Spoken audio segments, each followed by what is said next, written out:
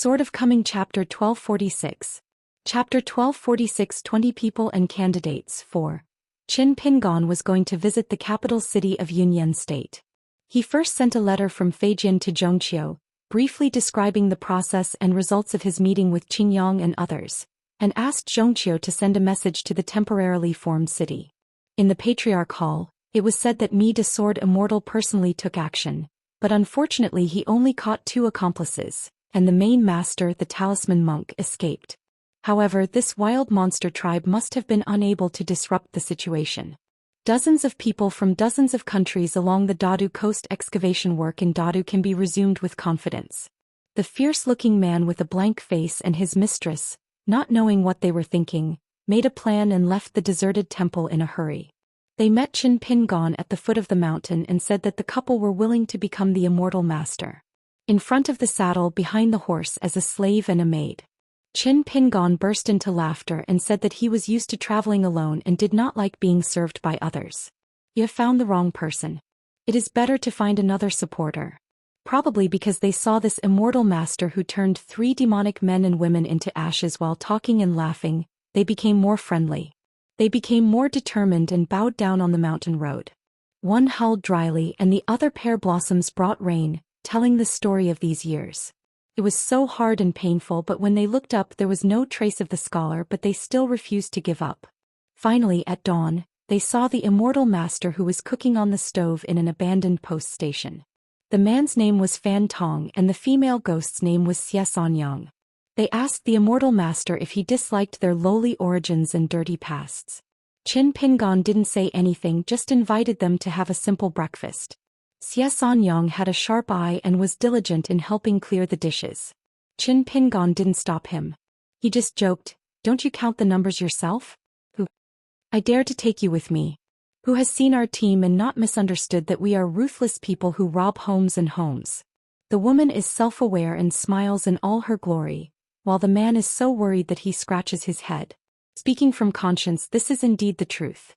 It's just that he was born with this look. Even when he was studying in school since he was a child, his master didn't dare to touch his palm. Qin Pingon asked them a question: if they had killed you as soon as they met in that deserted temple, who would you blame? The woman speaks in a more official tone, but the man is more honest. Does he say it with a complaining face? It seemed that there was no definite answer.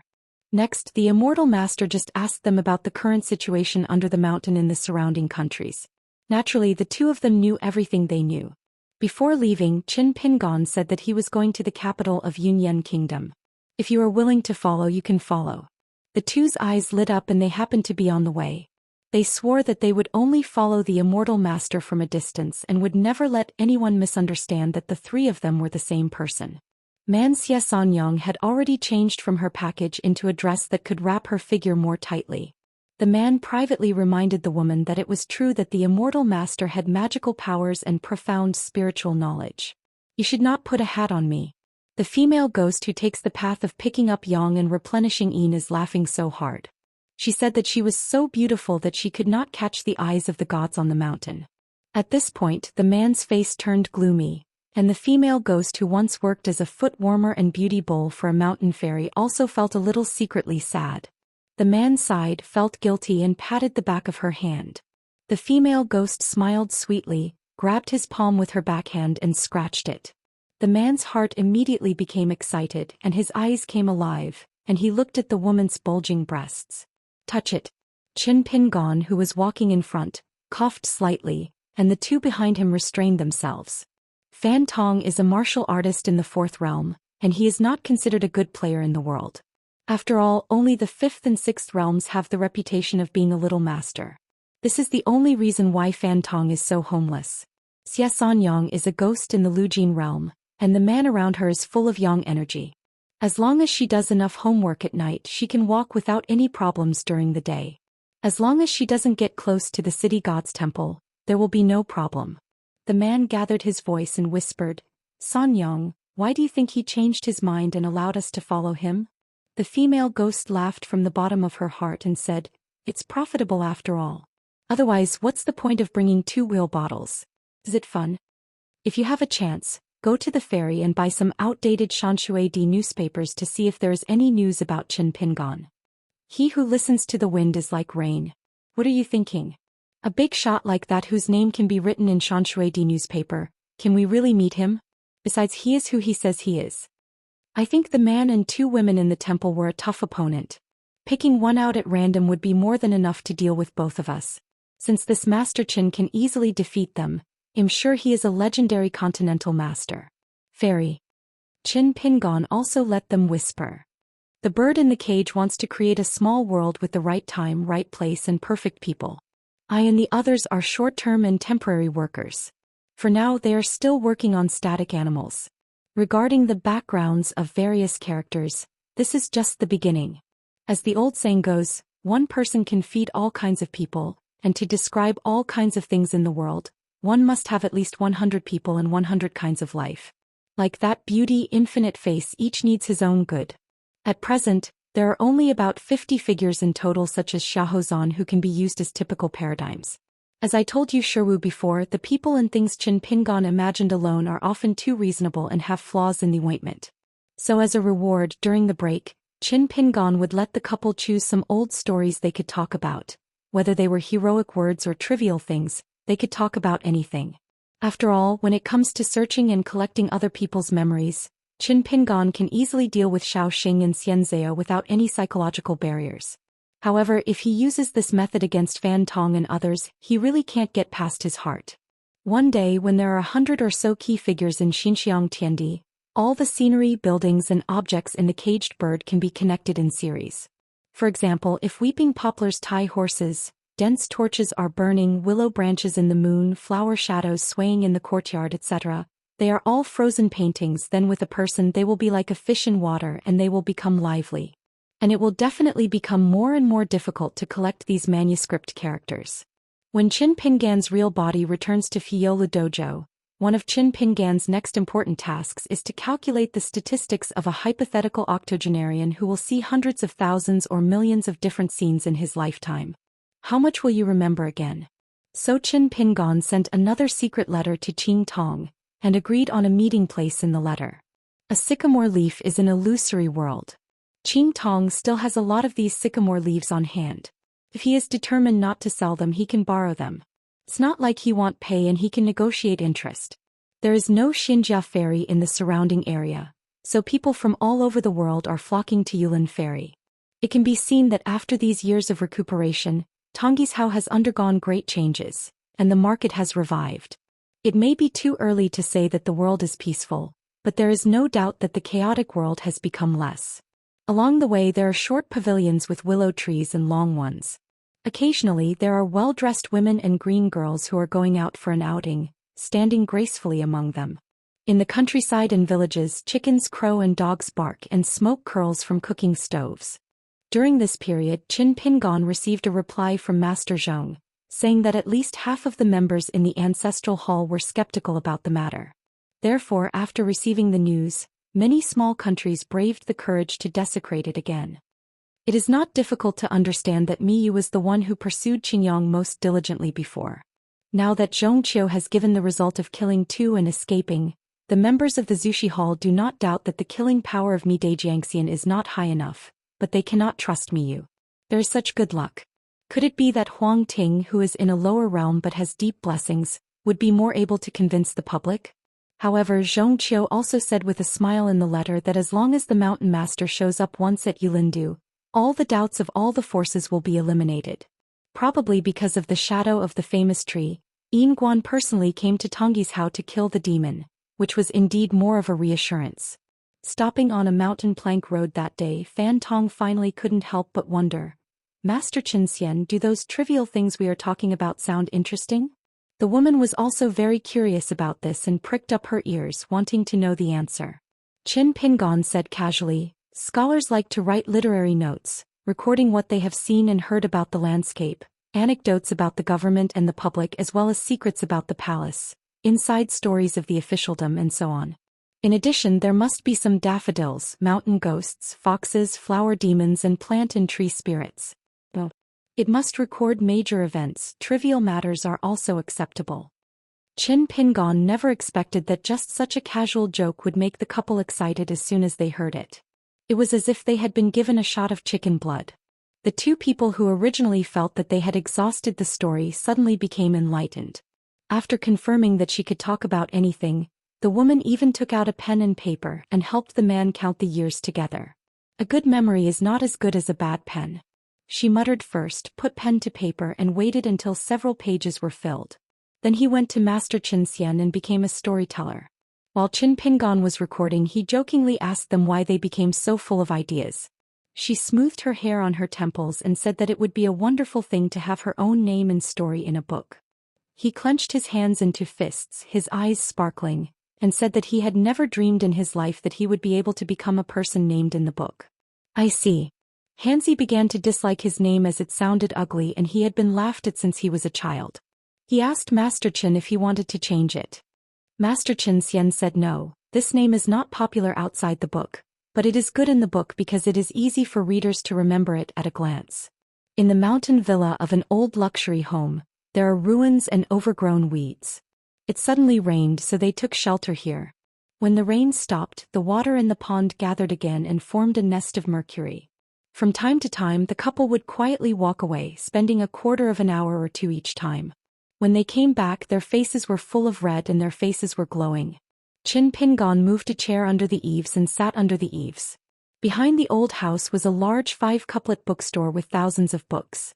There were many bookcases inside which were collapsed and crooked. The books were scattered on the ground and they were all moth-eaten and moldy. The paintings hanging on the walls in the past all fell to the ground and the canals were broken. Many years ago, there might have been an old man here who was full of poems and books. They were arranged vertically and horizontally like a wall. The paintings hanging on the wall changed according to the 4 seasons and the flowering period. Whenever a visitor came to the house, I don't know. When the master is there, he needs to shout his name loudly. The master stoops and walks out after hearing the sound. Sitting on the Grand Master's chair, Qin Pingon began to look through the trophies captured in the Battle of the Desolate Temple. The sword cultivator Daku had something very close to him, a 6-sided jade sword. Immortal algae only has 1 square-inch object, which is an ancient mirror with a special shape that even Qin Pingon has never seen before. However, in terms of the wealth inside, the latter is more substantial. There are more than 200 immortal coins alone. Gu money and 2 magic weapons. On the other hand, over at Cardamom, there were only a few scattered old-fashioned items that were discarded and were not of high quality. This is consistent with her background as a wild cultivator. Sword cultivators are indeed poor. Putting the 2 things back into his sleeves, he had to wait for the couple to beat the drum and retreat before they could go on their way. After being idle, Qin Pingon returned to the house and helped to re-erect those rickety cabinets.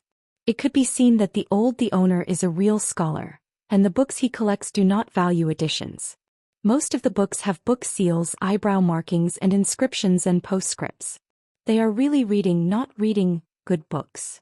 The couple went to the secluded backyard again today, and when they came back they saw a woman in a green robe with a stunning color. Xianxia felt a little ashamed of herself. The green-robed woman and Qin Xianxia were sitting side by side under the eaves. Seeing such a fairy-like figure, how could the man dare to have any evil thoughts? He only felt that Qin Xianxia was walking in the market with her, which inevitably made people guess that the man must be very rich. The visitor was none other than Qing Tong, who had come from the capital city of Yunyan State. In fact, he was still hundreds of miles away from the location agreed on in the letter, but Qing Tong couldn't stay idle.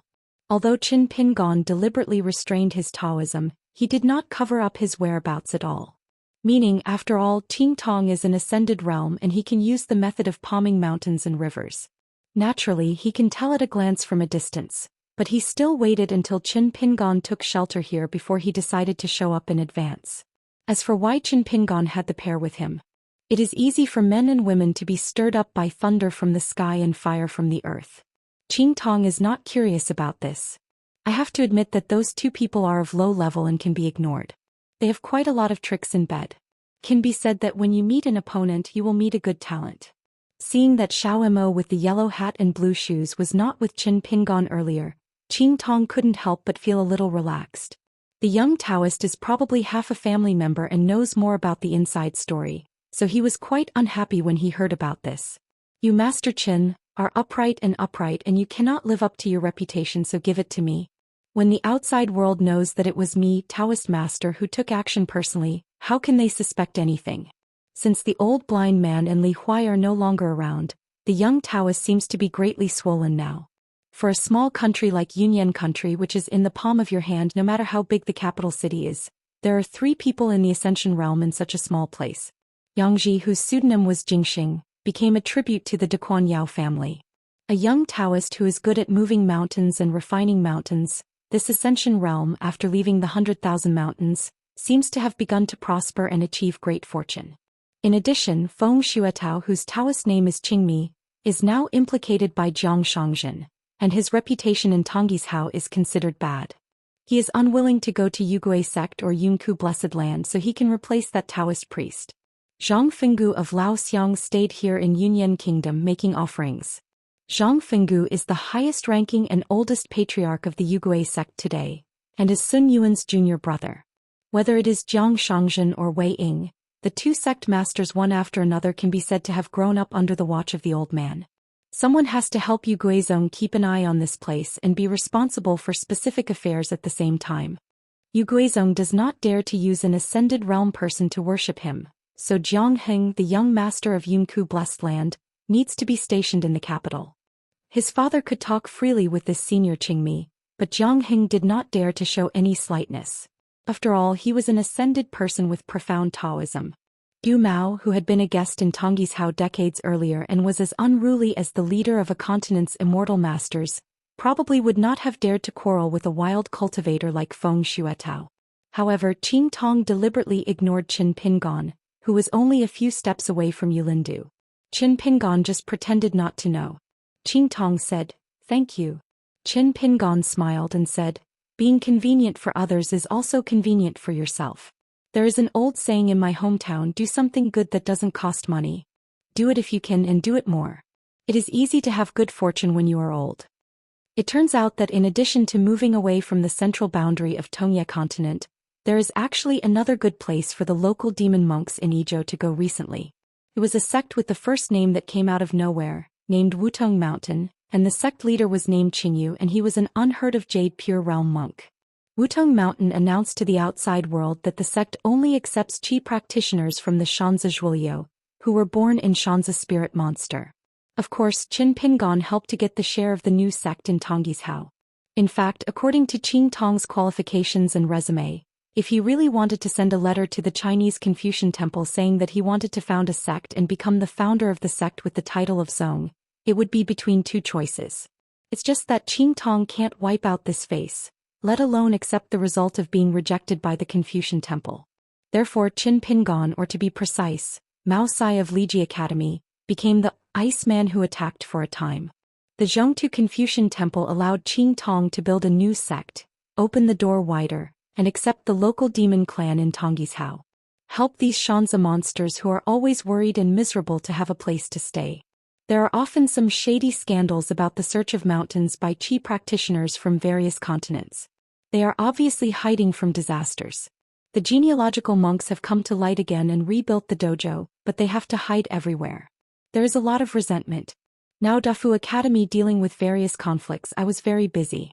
Therefore, to a certain extent, Tongyi's excavation of large areas, large-scale construction, and clarifying the boundaries of mountains and rivers in various places are invisibly helping Wutong Mountain, driving fish from the abyss and gathering local monster monks. Therefore, the only highlight of Qing Tong's slightly shabby sect founding ceremony was that Chief Cheng Shan of Dafu Academy came to congratulate him in person. As soon as Cheng Longzhou arrived, the demon Qi practitioners who had surrendered to the Wutong tree were completely relieved. This kind of official article is actually the same up and down the mountain. Fan Tong and Xie Sanyang were a little at a loss and just stood under the eaves holding their breath and concentrating. No matter how blind they are, no matter how ignorant they are, just talking about Qing Tong's demeanor is enough to shock people. After spending time together day and night, I became familiar with Master Zhou Xian, and I couldn't help but ask a few questions about the realm. Mr. Qin claims to be an earthly immortal who uses a sword. Previously, he used flying swords to kill the big demon in that deserted temple, but you guys are not good enough and haven't opened your eyes so you can't see clearly. Since this woman can sit on an equal footing with Master Zhou Xian and talk happily, she must be an unattainable land deity?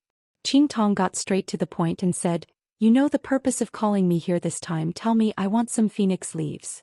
Qin Pingon was a little embarrassed and explained, "Don't get me wrong, favors are favors, business is business, let's calculate it separately."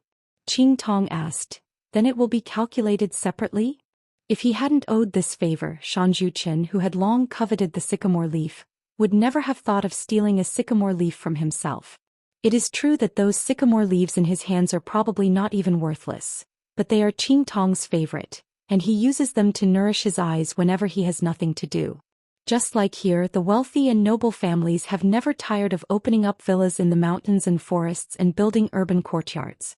The fairy families on the mountains are also working tirelessly to create vassals down the mountain. So isn't a sycamore leaf in the sky more precious? Qin Pingon rubbed his chin and said nothing. In fact, Qing Tong had already planned to forget about the business. It didn't mean much, so he just made up a round number and sent 10 sycamore leaves to Qin Pingon. At this moment, a dazzling rainbow light fell from the sky and hit the pond with great force, but it was still more than 10 feet away from the water, and then it fell like a feather. The girl in the mink hat said carelessly, "Fellow Daoist Bixiao is right. When Xiaomo is not here, I have to keep an eye on the mountain master. But I can't make a few mistakes during my Xiaomo's retreat so as not to be criticized." The cooked ducks all flew away. Xiago doesn't come early or late, but he comes at this time. Qin Pingon felt a little confused himself. Don't get me wrong, I didn't call her over. The more I talk about it, the more it sounds like there is no 300 taels of silver here. Not to mention Qing Tong, Qin Pingon almost didn't believe it himself. Xiago asked doubtfully, "Mountain Master, what's the misunderstanding? You're meeting the Mountain Master for the second time and you still want to be secretive?" The sycamore tree spirit recognizes it but is not familiar with it. "I heard Xiao Mo say that now that he is prosperous, he prefers to put on a show because he has been neighbors with the master of Bixiao Cave for thousands of years." Hearing this, Xiago was not happy on the spot. Fortunately, Xiao Mo said that they would not know each other without fighting, and the other party had already become a registered worshipper of the Qingping sword sect, and was regarded by the mountain owner as the behind-the-scenes protector of the entire lower sect. Xiago then said, "I'm really not picky." Qing Tong failed to recognize the girl in the mink hat with bright blush in front of her. However, she called fellow Daoist Bixiao and Mai Xiaomo and let Qing Tong know the pros and cons. Those who are old enough can brag and say that they are close friends with so-and-so, but there are few exceptions. They dare to casually say that they are familiar with the master of Bixiao Cave, and the title is suffixed with the word fellow Taoist. Once known to the master of Bixiao Cave, this kind of person will really become familiar. Seeing that Qin Pingon didn't recognize Xiago's identity, he didn't say anything else. Otherwise, wouldn't it be a case of coercion and coercion? Qing Tong did not dare to stay for a long time, so without saying a word, he took out a wooden box that had been prepared for a long time from his sleeve and handed it to Qin Pingon. Qin Pingon thanked him, and Qing Tong said he would go to Wutong Mountain to sit down when he had time. Qin Pingon said yes. However, Qing Tong did not forget to remind him that the owner of the mountain does not need to identify himself when climbing the mountain. Qin Pingon was speechless. "Have you ever invited guests to your home like this?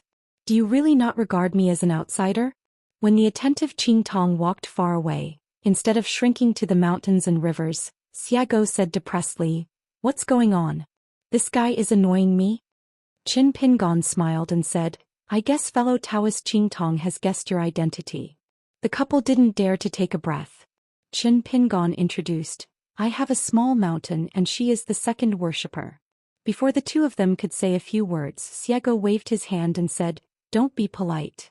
Xiago suddenly asked with a smile, "Are you two a couple?" Fan Tong and Xie Sanyang were confused and could only nod. Xiago clasped his hands in his fists and said with a grin, "Let's get married and have a son soon." As soon as Qing Tong left, another old man in yellow came to join in the fun. The Tao is profound and he crosses many mountains in one step. The old man's feet landed on the water, his big sleeves bulged, and he was born with the magical power to divert water. The water in the pond was swept away by the agitation, just like a huge green water flower blooming just in an instant. It dissipates and returns to the pond. The old man in yellow stepped forward, treading water towards the house. He shook his sleeves and said with a smile he never expected to meet Shanju Qin in a remote place in a remote mountain.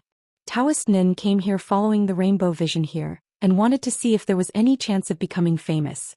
Previously in Yuanyangzu I faced off against Howren's Ascension Realm monks, and it was quite a good feeling to become famous in one battle. When he arrived he discovered that it was Qin Pingon, and the young Taoist was greatly disappointed. Fan Tong couldn't help but sigh in his heart. Master Xianxia knew so many strange people. However, the woman was in a strange mood. First, she subdued the demon in the deserted temple, and then the real person appeared one after another. Each of her friends on the mountain showed their magical powers. This frail scholar-like Master Xian, a person cannot be judged by his appearance. Xiago stood against the wall and yawned. The young Taoist asked with a smile, "Master Qin, who is this fellow Taoist?" Xiago said first, "You are the one raised by Taoist friend Jitsi." Qin Pingon coughed and the girl in the mink hat had to change her words. "That wanderer." When Yanjia said it, it was still the same teaching he had learned from Jing Juzhong on the other side of the Jianqi Great Wall. Qin Pingon really didn't dare to let Xiago chat more with Nin Taoist, so he explained in his heart. The pseudonym is Xiago, the Taoist name is Bai Jing. She and Xiao Mo are Taoist lovers. The young Taoist's face remained as usual. He cupped his fists and said, "It turns out to be Senior Bai Jing." Xiago curled his lips and said nothing. She was thinking to herself, if she only talked about her face, the old blind man from Shawandishan must have been really handsome back then. It's strange to say that in the early years he had seen the temple before he cut off his eyes a few times, but Xiago didn't have the thought to see Xiao Mo. Qin Pingon took Taoist Nin and talked about some serious matters. Taoist Nin was very humble and just discussed the matter without mentioning his hard work and achievements. He looked like a benevolent and righteous man who could not stand the compliments of others. Xiago didn't like to hear about these mundane things, so he went into the house to pick out books. When he saw a title that he liked, he threw the books into his sleeves. Taoist Nin quickly said goodbye and left, directly returning to the capital of Yunyan Kingdom with lingering fears. Qin Pingon sat back in his chair and opened the wooden box. Inside there were 10 extremely precious sycamore leaves. After this incident, the couple decided to part ways. Fan Tong was a clumsy person, so it was Xie Sanyang who spoke up and found an excuse to resign. Qin Pingon didn't try to persuade him to stay. He just said to wait a moment and went to the house to get 2 books. Presented to them respectively, jokingly saying that there is a golden house and 1,000 bells in the book. Is this considered generosity to others? Unexpectedly, this kind of fairy master who looks down on gold and silver is still able to live a good life. However, this was more or less a polite gesture and it really flattered Fan Tong and Xie Sanyang. Although at first I was thinking about joining this immortal master and hoping to be a part of the immortal family, it was great to be able to travel together in the mountains and rivers and get together so easily. Far away from that mountain forest, Xie Sanyang was no longer as careless as that rough man. She took out the book from her sleeve, her eyes widened in an instant, and then she turned to look at Fan Tong face to face. The so-called "what's in the book" is true. Each book contains a piece of fairy money. Xie Sanyang is a ghost. After all, she has touched snow money, seen Xiaoshu money and heard of Guyu money. Xie Sanyang picked up the fairy coin with trembling fingers and murmured, "The Guyu coin must be the legendary Guyu coin. It's worth 1,000 snow coins." No wonder that during a previous chat, the immortal master would seemingly casually ask the couple how they would live if they had some spare money. She suddenly stared at the man.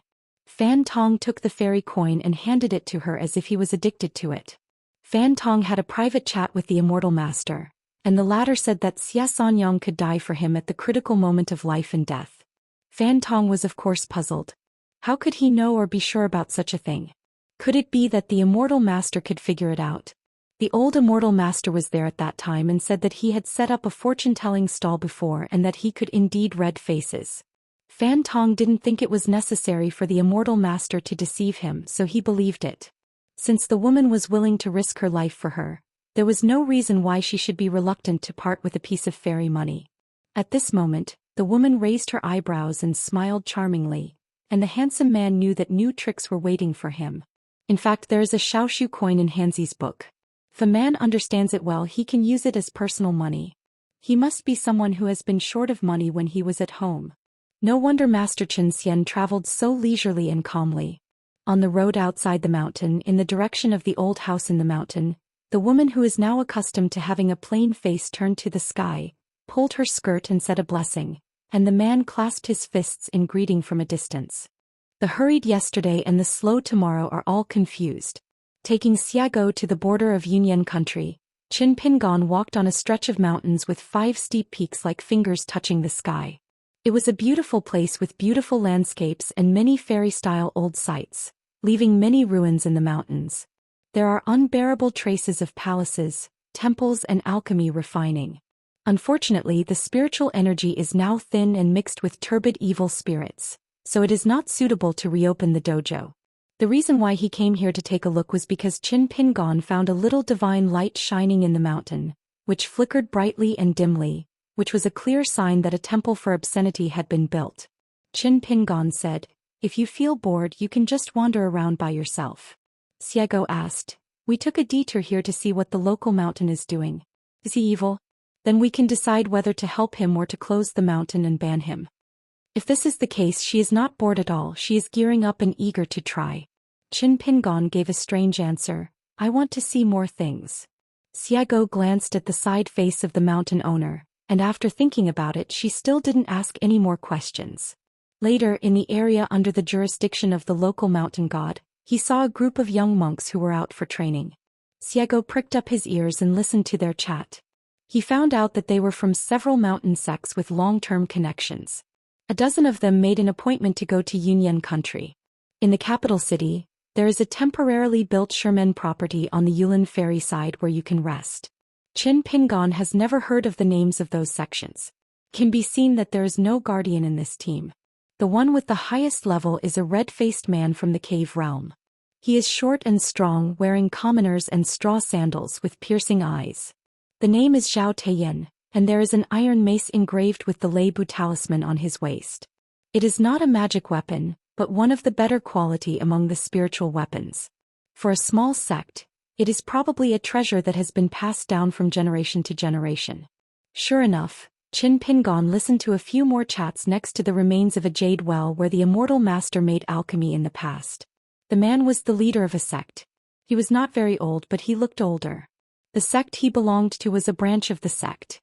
Now there are only 2 generations in total because in the early years many ancestors, direct descendants and immortal family members of the main line took refuge in the colorful world with the Divine Master, hanging statues and all valuable objects, so this man's palm, it's easy to take it easy, but looking back at the head brother and the senior sister who is in charge of money, they have been begging Grandma and Grandpa Gao everywhere over the years, going to various countries to beg for help, bringing back some gold and silver like swallows carrying mud.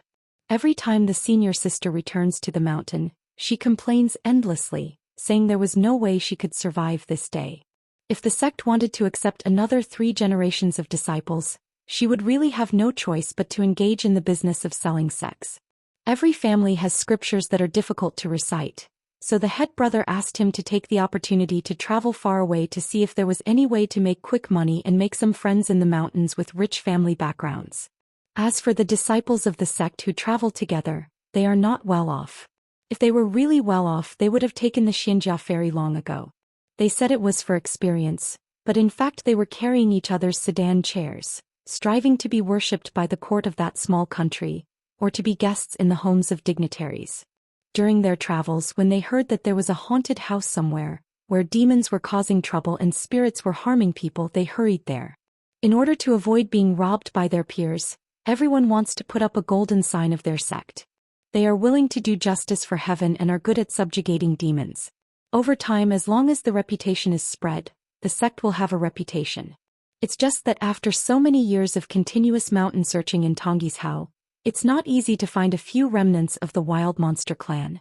Especially when the excavation of Dadu broke out, the mountains and rivers in the central part of the continent and the local monster monks did not dare to get into trouble and moved away one after another. Naturally, they wanted to curse the culprits of the Qingping Sword sect, Yugui sect and Dequanyao clan. A few sentences because that foreigner named Qin, he is the head of the Qingping Sword sect. I heard that this person was an old acquaintance with the empress of the Yao family, so I compiled a story about this couple of the same age. What is the content? It must be how fragrant and charming it comes from. The bookseller's edition was engraved into a book. The sales volume is not bad, small profits but quick turnover. It has really become a way to make money. Some small-scale Yuluzi Xianxia Fuku all sell this, or it was simply given away by some Xianxia who did some shady business. Qin Pingon seemed to be waiting for someone or maybe for something, so he gave Xiago a suggestion. I heard that there is an unowned secret realm in the south of Tongye continent. You can go there and have a look. It seems to be the ruins of an ancient golden immortal's private monastery. The palace is like an imperial palace.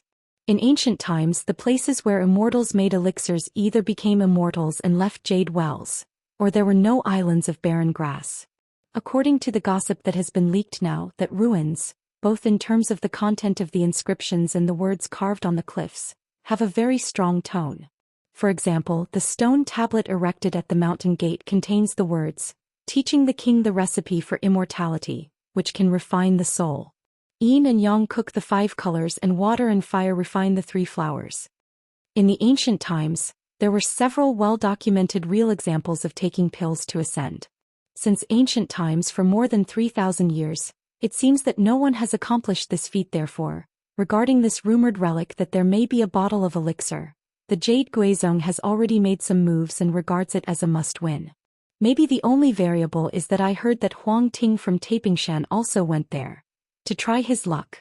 As for Cui Dongshan and Qingping Sword Sect, they haven't given me any news yet. Xiago asked directly, does the Mountain Master have any idea about the ownership of that secret realm? Just wandering around. If you want to say that as a second-ranked person, you can make contributions to your family's mountain, Xiago doesn't mind making a trip. Anyway, he is acting according to the order and there are no taboos.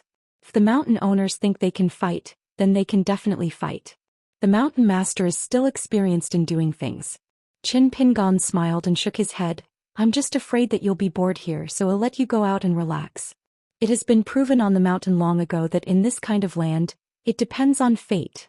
Otherwise it will be like a marriage between a man and a woman and it will be too forceful. Sweet, in the end it made a fuss all over the place. Xiago pretended to be horrified. Master of the mountain, why do you want me? Is there anything I'm doing wrong? Qin Pingon was helpless. Who did he learn this from? Xiago clasped the back of his head with both hands and said doubtfully, you always want to get me away. Is there something shady to do? To be honest, my heart is for the Mountain Master and I absolutely shouldn't see it. Look, never say anything you shouldn't say. Qin Pingon explained, I'm just thinking about your level and age. If you haven't seen anything and follow me around all the time, you will definitely feel bored. Xiago said, no, it's quite interesting to just wander around aimlessly like this. In the final analysis, whether our marriage with Xiaomo will come true or not, and whether we can have a wedding night with flowers and candles, is not decided by you, the Lord of the Mountain. Occupied by the Mountain Master of an obscene temple, he is neither a spirit who occupies the mountain as king, builds a temple and enjoys the incense of the world, nor is he a hero of the previous dynasty like Chiseling Baimao, but a wild cultivator who became a ghost.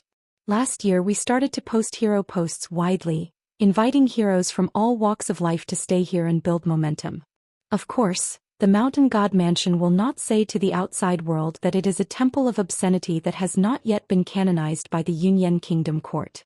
So much so that the female ghosts and white-faced men in the deserted temple originally planned to come here to find refuge, to find a female official or a military general here, to carry an iron rice bowl and to eat some of the royal food. With such a small area, when traveling at night, I like to put on a parade of imperial honors, with long-handled fans, gongs and drums, and all kinds of flags and flags collected from unknown places mixed in. They are all random without any trace. There are no rules or etiquette at all, but it is just for fun. I guess I read a few official and family history books, kept an overview of the big book and learned the 4 characteristics. The Xianxia mansion is a mixed bag of fish and dragons, with music and singing every night, and a banquet for guests, creating a peaceful atmosphere. This group of chi practitioners just passed by chance. At least they didn't look like they were looking for trouble, or they came here specifically to fight the autumn wind. The officers and soldiers of the Mountain God Mansion who were responsible for patrolling the territory saw that the other party had a large number of people and did not dare to make any mistakes. The posture of not disturbing the water of the well but not the river. After hearing the report, the mountain thought for a moment and made a tactic of avoidance. There was a high-sounding reason. Now the mansion was at a critical juncture with the imperial court of Yunyan Kingdom, so it was not appropriate to cause unnecessary complications. In fact, how could he dare to ask for a border-crossing certificate from such a large group of mountain gods? If they didn't go to the temple on the top of the mountain to raise troops and ask for guilt, it would be considered polite. The night is beautiful, the moon is bright and emerald. The bright moon and the beautiful lady are in the sky and on earth. A young female monk with the best appearance took out a roll of jade-colored ice cream woven from ivory, spread it out on the ground and sat on the ground. Several male and female monks from other sects of similar age came here to chat, and the woman whispered to her. The man ran out of things to talk to and chatted with them about recent experiences. They would not always travel around the city together, but would often get together and meet again at a certain place at a certain time. The Taoist monks who came down from the mountain to join the world may have the appearance of the 28 beauties, but they may be 100 years old. In the rolling world, whether it is to sharpen their Taoist heart or to win over and make friends with the dignitaries in the court, it is a common thing. When people and scenery are forgotten, it seems that everything beyond the eternal life is just passing clouds. It is easy to be hard-hearted, and it seems that there is nothing you can do about it. For example, the man who was the leader of his sect immediately led 2 junior disciples to do the qi refining lesson of breathing and exhaling. However, their minds were not on the real work and the man had nothing to do. People who practice Taoism do not pay much attention to the beautiful girls and pretty girls in the eyes of ordinary people. The reason is actually very simple. Just because their eyesight is too good, some flaws will not be covered up in the eyes of qi practitioners, and they will be in vain. Covering up all the ugliness has no effect on qi practitioners. After a closer look, Yen Yuan made a decision. Another example is that if a woman in the market has a slight odor, to a qi practitioner with keen senses, it will simply smell like a smell to the sky. Therefore, a marriage on the mountain and a Taoist couple are more important than in the market. A well-matched person, the appearance of the man and the woman is the same. Both status and qualifications are the same. Qin Pingon stood on the top of the mountain silently, looking at the group of qi practitioners on the adjacent hilltop. Xiago squatted aside and played with his mink hat. Qin Pingon suddenly asked, "Xiago, can you tell fortunes?" Xiago grinned and said, "The mountain master just calls me Guzi." Qin Pingon was shocked. "Who taught you this? Isn't that guy feeling guilty? If the old cook can't do this kind of thing, who is he who is so brave and dares to fool Xiago like this? Is it Qin Lingjun again?" Xiago was more loyal and did not tell the person's name. Instead, he helped talk and said with a laugh, "Zhou Zi and others don't all have the surname with the word suffixed on it." Qin Pingon asked doubtfully, "Then why aren't you called Xia? Xiago exclaimed, "That's right. Doesn't matter. Anyway, I think it's quite pleasant and seems intimate." Qin Pingon said, "Let's get to the point." Xiago said, "I don't know how to tell fortunes. I've always had good luck, so I don't need to delve into this." Qin Pingon nodded. Fortune-telling has many branches and different approaches, each with its own merits.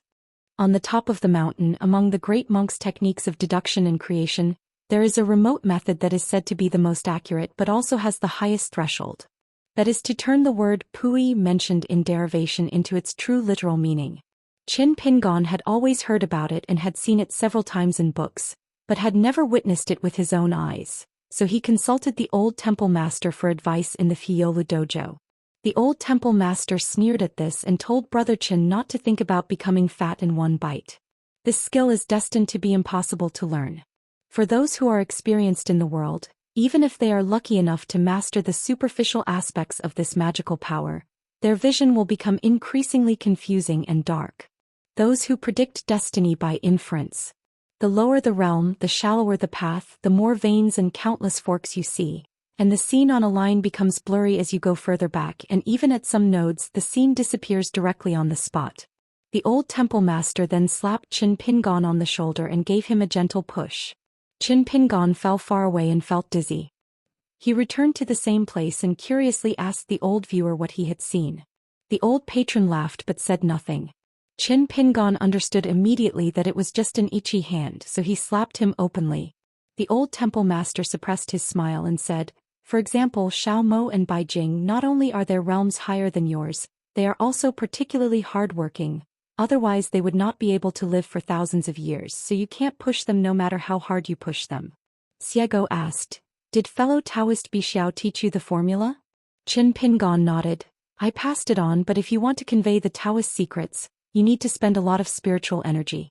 In the small world of the human body, there is a lot of movement. I will engrave it on the leftover scraps of a square seal. Xiego stretched out his hand and said, let me take a look. Qin Pingon took out the seal with the content of the Taoist formula from his sleeve. Xiego took it, glanced at it a few times and threw it back to the mountain master. Qin Pingon put it back in his sleeve and asked, the threshold is relatively high, is it not easy to learn? Even if there are Taoist masters who carry divinity as the basis for intensive study of this technique, Qin Pingon can only dare to say that he has learned a little bit, and he cannot be outside the realm of entering the palace and entering the house. She had tried her best with Qingyang and Immortal algae a few times before. Indeed, as the old contemplative master said, relying on the vast disparity between the two sides, she could only push some of the Immortal algae, foreseeing her reunion with Zhou Xian in the heart of Heart World. Only on this line hundreds of fairy algae stand on this long golden line with clear veins. On the other hand, looking at green soil and cardamom, we cannot see the long term. Fan Tong and Xie Sanyang each had dozens of spreading threads. Their relationship with the veins was like an ancestral mountain and its branch dragon veins. Among them, two relatively solid long golden lines may represent their two different destinies. One goes directly to the mountain temple here. One of them spread to Zhao Tian and Zhenxiu, and they were entangled together as if they were tied in a knot. In the end, Fan and Xie died. That's why Qin Pingon chose to enter the game in person, took them with him and then gave them 3 fairy coins, slowed down and waited for the scene where the two of them seemed to be connecting with each other. Qin Pingon was waiting for both people and things. Waiting for immortals, gods, ghosts, demons and humans to all gather here. When he deduced the warrior Fan Tong and the female ghost Xie before, Qin Pingon saw some vague pictures. For example, a Qi practitioner named Chu. She later saw the short woman and recognized a wandering head. Yi's lonely ghost has no background. It is estimated that she can maintain a little aura by following a villain who forgets his life to replenish her yang energy. There was also a monk named Kuang Kue, who relied on his family education and some Qi reading methods to actually see that the ghost woman had some signs of turning from turbid to clear. After that, Qin Pingon did not deduce the numerology direction of Yan Fan and Xie. After all, fortune-telling should not be done too frequently, as it would be easy to miscalculate fortunes. Xiego glanced at the mountain owner. I am usually very smart, but my mind is full of thoughts. But when I encounter spiritual practice, my brain doesn't work well. Qin Pingon silently chewed a piece of licorice that he had dusted off the dirt. He is always like this, likes to be nosy. Maybe it's because he's not too boyish, so he especially likes people who are full of boyishness. I remember that at the top of Pomo Peak on the boundary of Hehuan Mountain, Qin Pingon and Bai Mao of Chuziling met for the first time. At that time, there were still sneaky people with ulterior motives on the mountain. After that, Zhang Yujiao, a swordsman from Tianchao County, Jinkei Jinlu from the Jinkei sect, and a pair of beautiful young girls came hand in hand. The moment they appeared, Palace Master Bai was horrified. In the eyes of Yamazawa Yeshio, the arrogant young swordsman, combined with the girl's magical power, struck again and again, resolutely and without any fault. Monks slay demons in an upright manner, but that's all. The kind of young man who is full of energy and needs no words. Despite their last reunion in the capital of Qingxing Kingdom, Qin Pingon and Zhang Yujiao looked like strangers, and they probably had an arrogant impression on the young man. However, while chatting with Zhou Xian about the affairs of the world on the hilltop of his home, Qin Pingon specifically mentioned this matter and did not hesitate to praise the young sword cultivator. When Qin Pingon talked about the young man in a cowardly manner, almost in front of him, he said that if he met Qin Jianxian in the future, he would not be qualified to carry his shoes, but he added that he would not carry his shoes either. The implication is that admiration is admiration, and you will never be pretentious, deliberately inferior to others, and be obedient to please. After hearing this interesting story, Mr. Yu couldn't help laughing, stroking his beard and nodding, and gave a comment, "This is what a young man should do." Qin Pingon squatted down and bit his fingers subconsciously when he was thinking about something. Xiego roughly guessed the intentions of his mountain master. After much hesitation, he couldn't help but ask, "What are you thinking about?" Qin Pingon said softly, "Think about something that I haven't been able to figure out for many years." Xiego asked curiously, "Give me an example." Qin Pingon said slowly. For example, the ghost in wedding clothes Shu Jian Lake, a martial artist named Huang Shi, and a certain truth said by a certain city god. Xiego said, since you can't figure it out, then just don't think about it. Qin Pingon said calmly, there is only one way to walk at night in a back alley and there is no way around it. Once your eyes are black, you can only kill the thief when you meet him, otherwise this road will be blocked. Xiego lamented, you scholars just like to get into trouble. Qin Pingon murmured, there was once a swordsman who had a sword and told a little story to a boy with straw sandals. Sword of Coming Chapter 1247. Chapter 1247 20 People and Candidates 5. On the road of life, two adjacent mountains share the same bright moonlit night. The people in the countryside talk about the rise and fall of the world. The Prime Minister was munching oily cakes while on duty at night. Literati like to draw pictures of fishermen fishing in the snow, even though the fishermen are as miserable as quails when they are frozen. Xiego sighed for no reason. Mountain Master, to be honest, I sometimes envy you boxing people. Qin Pingon smiled and said, how do you say that? Xiego pointed at the only martial artist on the top of the mountain next door. He was no different from those monks who were busy studying their homework or chatting about their leisure time. He was taking a nap, opening his eyes from time to time, and his eyes quickly wandered around. It is obvious that he has taken the path of both internal and external cultivation. With his bright eyes and hidden divine light, he would definitely be considered a good player in an ordinary world. A pure martial artist, after the fist intention reaches the body, the true energy permeates the Bodhis acupoints, as if there is a protecting him. This is the only thing Xiego envies about Wu Fu. He can sleep peacefully every day. Unlike Qigong practitioners, except for those who can carry a dojo on their backs and wander around, everyone has to worry about being noticed and ambushed by enemies when going out, and whether they will get a sap anytime and anywhere. As long as you open a large distance, let's talk about the acuity of your spiritual consciousness. As a martial arts master, no matter how far you are, how can you compare with an earthly immortal who can use his palms to see mountains and rivers? Especially when it comes to sword cultivators fighting the martial arts style, it stands to reason that if the flying sword swishes away and comes back, the latter will end up with his head rolling on the ground. But in fact, just because Wufu has such an invisible protection of pure qi, it can offset the first-mover advantage of many unscrupulous methods. Just talking about Qin Pingon, if it were not for the immortal realm sword cultivator who is naturally able to use flying swords to repay the physical body, coupled with the physique of the end warrior, the 14th realm that acted sneakily would be replaced by the ordinary ascension realm, and the body, soul and soul would be slightly weaker. The same sneaking 1 or 2 times can guarantee serious injury even if you don't die, which ruins your Taoism. How can I leave the dojo alive and kicking and come to Tonggi's house to hang out? When it comes to sneak attacks, Xiego is definitely a good player. That wild and unnamed person who was the best in immortal arts and martial arts. Xiego and he were actually old acquaintances. They had never known each other until they had fought. The nameless person didn't even have a name. Of course, there was no title for Xiego to covet.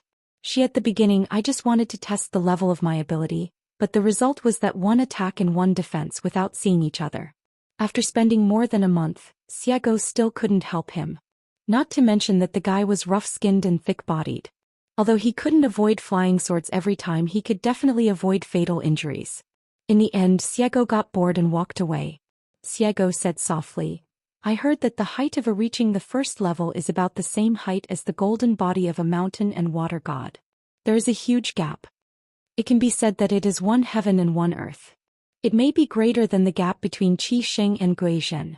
As for the specific situation, we have to experience it personally before we can make a conclusion. Qin Pingon nodded and said, so the only chance of victory for me and Chao Ci is to compete at the Gui Zhen level.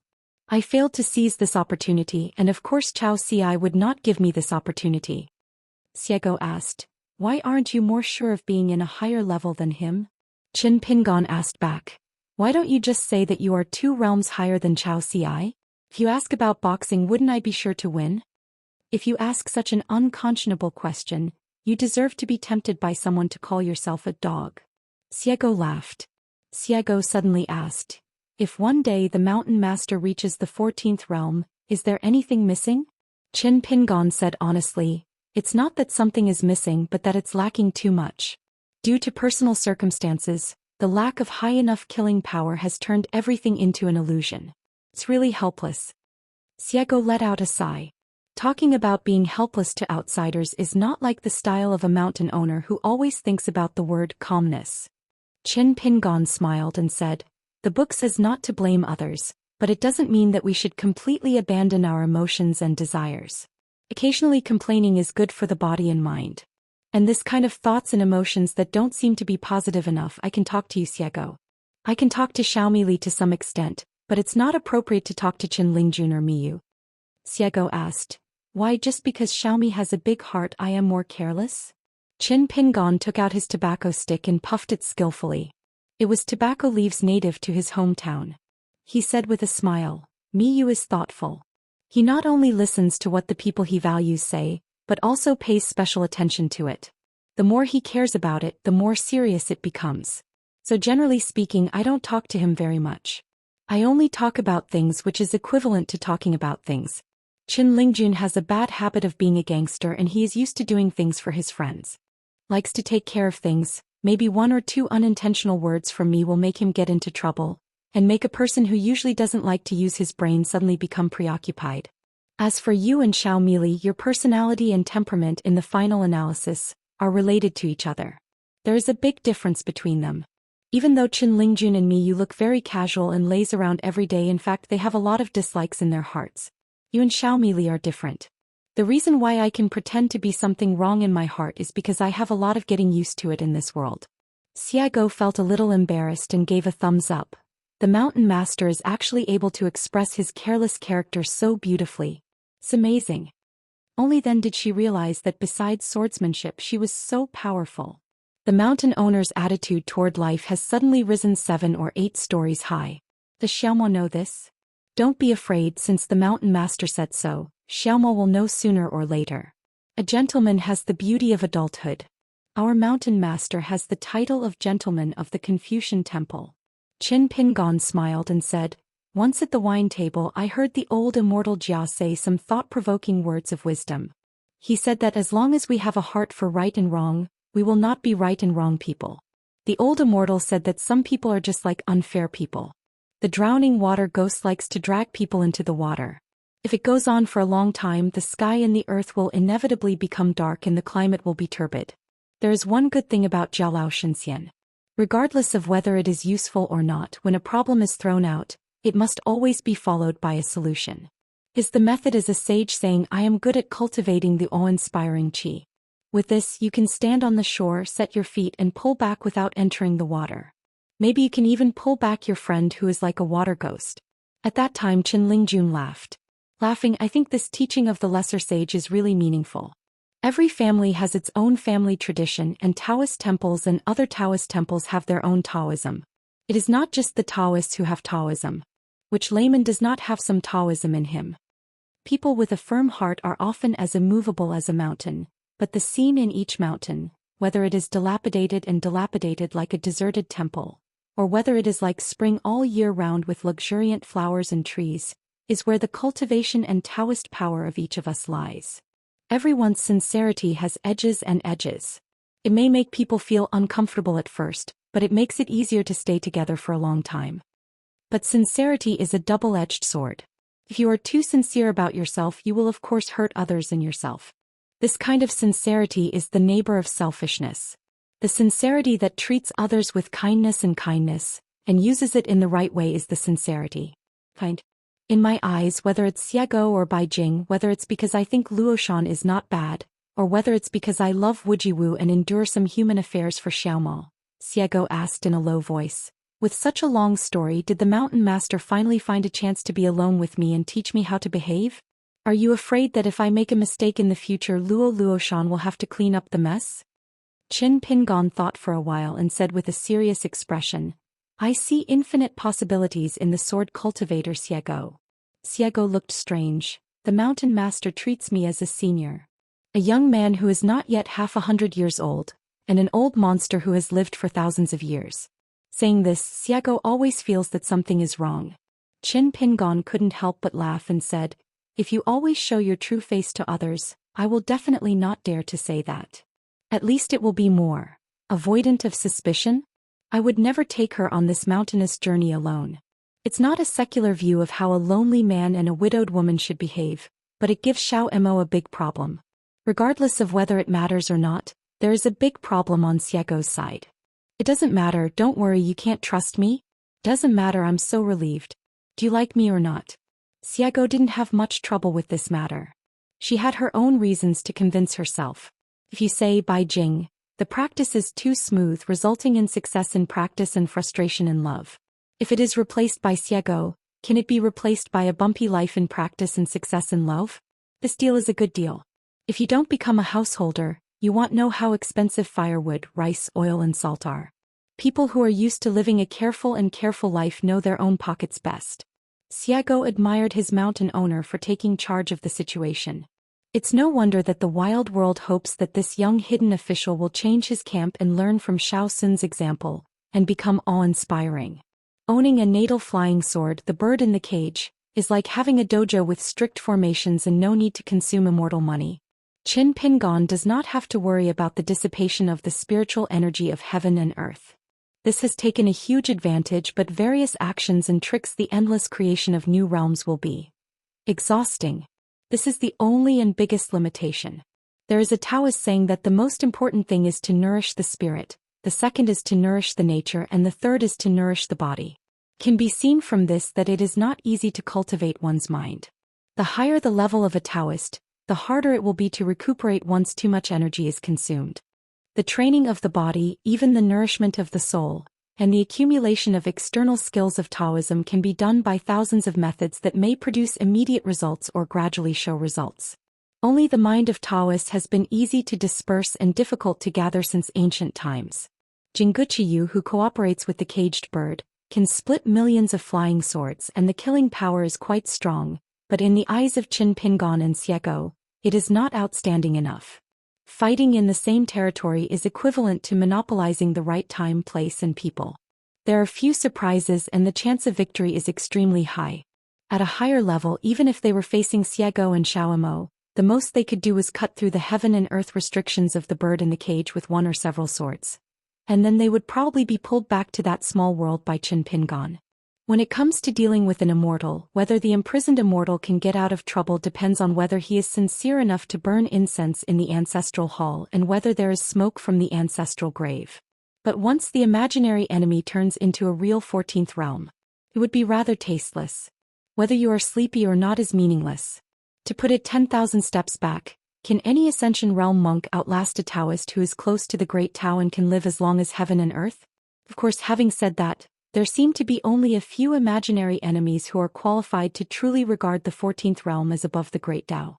After looking at the upper 5 realms all over the world, almost everyone has an obsession with pursuing the lethality of magic. Just like Wu Shuangjiang on the night voyage, he needed to carefully imitate and forge 4 fairy swords to make up for this missing link. Qin Pingon said softly, "There is no shortcut. After refining swords before reaching the first level of martial arts god, you can only spend more time on talisman and lightning." Xiago hesitated for a moment, then said, "Studying fire methods may be more effective than talisman methods and thunder methods. I still know the general methods of the thunder divisions in the ancient heaven.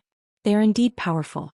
If they form thunder in formations, the large-scale destruction is even better, but when it comes to purely looking at the highest point of height, it still seems to have a slight flaw. Any ancient Taoist priest who is proficient in alchemy has long known a strange thing. The lowest temperature in the world has a limit, but the highest temperature is almost endless. Therefore, it has been concluded that Taoist priests may not be able to achieve the highest level of achievement by practicing water method alone. However, they have a chance to practice fire method. So in terms of the level of killing power, the possibility of practicing fire method is greater. When it comes to personal tactics, Shanjuchen has many. If we take the 14 realms of Hadao as the end point, they are all Taoist teachings that lead to the heavens and all roads can be followed. Once thrown into a bottomless pit like the 14th realm, it's all useless and half-baked in craftsmanship. Qin Pingon put away the dry cigarette. There were a few people on the mountain who were fond of smoking it, such as Tong Shanjun and the female sect leader of the Shanhai sect. Xiago asked curiously, I calculated before that the two main roads of Fantong and Xiansanyang were both heading here, so the mountain master just waited here, but the mountain master didn't do the calculations and gave the answer himself. The approximate result after the fairy money? Qin Pingon shook his head. I don't count this. Xiago put his palms on his brows, raised his eyes and looked up and said, then I can give you an accurate answer. Fantong and Xiansanyang will definitely not come here. Looking at the route, they seem to be heading for a fairyland ferry. There are 2 grain rain coins in their pockets, which is a huge sum of money. They are probably afraid that the mountain here will take advantage of the wealth. Don't be careful and lose your head instead of getting an iron rice bowl. Don't be here, Lord of the Mountain. It's a waste of time here. Qin Pingon nodded and said, then let's sit down for a while and then continue on our way. When Xiago saw the mountain master, he took out a blank book like an account book and recorded the details one by one. A good memory is not as good as a bad pen. Of course, Xiago understands this simple truth. In addition, Xiago understands the layout of the little world in the cage. While she was helping guard the gates at Fiola Dojo, she would chat with Qin Pingon as he walked out of the house in her free time. However, she didn't quite understand that the Qigong practitioners on the hill next door were just like the flowers and plants that can be seen everywhere on the roadside. They were worthy of him. Is this such a big move? Looking at the content of his notes, it seems that there is a consistent purpose, which is to find something extra different for each character, such as an old sachet hanging on Duan Yuhun's waist, and Liang Zheng's thick accent with a slight stutter. So Xiago couldn't help but ask, the mountain owner has traveled a lot, so he will remember a lot of people and things. Why bother with these mediocre people? Qin Pingon explained, at that time I didn't pay much attention to it. I didn't look at personnel comprehensively and the overall impression was superficial. Without counting, it was difficult to use it as a draft. Xiago hesitates. Do you think I am a fool? Qin Pingon added, the so-called superficiality means that I cared more about the quality of a person and the right or wrong of something, so it was easy for me to miss out on everything and not be able to figure out the background. Xiago frowned and said, background color? Qin Pingon smiled and said, for example, why is a female swordsman who has reached the Ascension realm perfectly and has a Taoist age of 10,000 years asking others about her background at this moment? Whether it is Xiago or Bai Jing, her why is one of the character's background. Xiago changed the question. The affairs at hand of Yu Shiwu and the others seem to be working dead things. No matter how many there are, they will never survive. Once it involves people, especially complex human nature, that you should always be able to adapt to situations and have your own emotions and they should be well-founded. At least on the surface, you have to make others feel that you are lively and agile, neither rigid nor rigid. In this way you must have an inner set. Is context the shaping method that supports their ideas? This kind of very basic construction method seems to be the top priority. Is it lower than the base color? Qin Pingon gently stroked his palm and said, according to preliminary estimates, the dice need to be shaken 6 times. Xiago asked doubtfully, dice? That kind of gadget on the gambling table? Qin Pingon said it was not the same. He took out a xiaoshu coin from his sleeve with his left hand, casually threw it into his right hand, held it in his hand and shook it slightly. It's just an inappropriate example. Xiago asked, first of all, separate good and evil people clearly, and then do general good and bad things? Qin Pingon shook his head. At first I did think so, but I soon found out something was wrong. Thank you, dog, for waiting for the next article. Qin Pingon smiled and said, the secret must not be leaked. Skip this link first. Xiago raised his hand and casually gathered the 5 elements qi of different colors. To say the least, even if it is to absorb the spiritual energy of heaven and earth, it is extremely difficult to achieve Xiago's speed. Qin Pingon will definitely do it now. No, not to mention that what Xiago gathered together was not just to separate the pure and turbid air of heaven and earth. The hand she shook was a veritable peeling off of cocoons.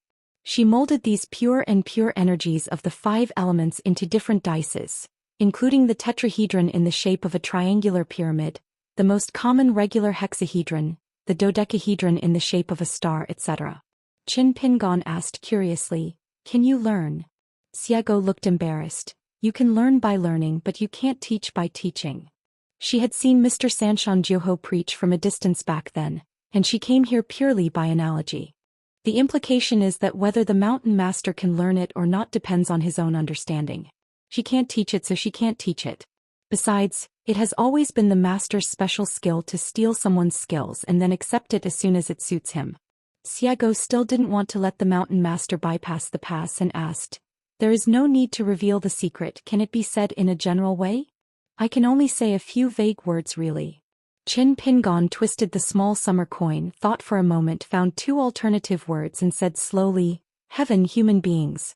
Or I, the small world, and the eternal things in the world outside of me, the big world."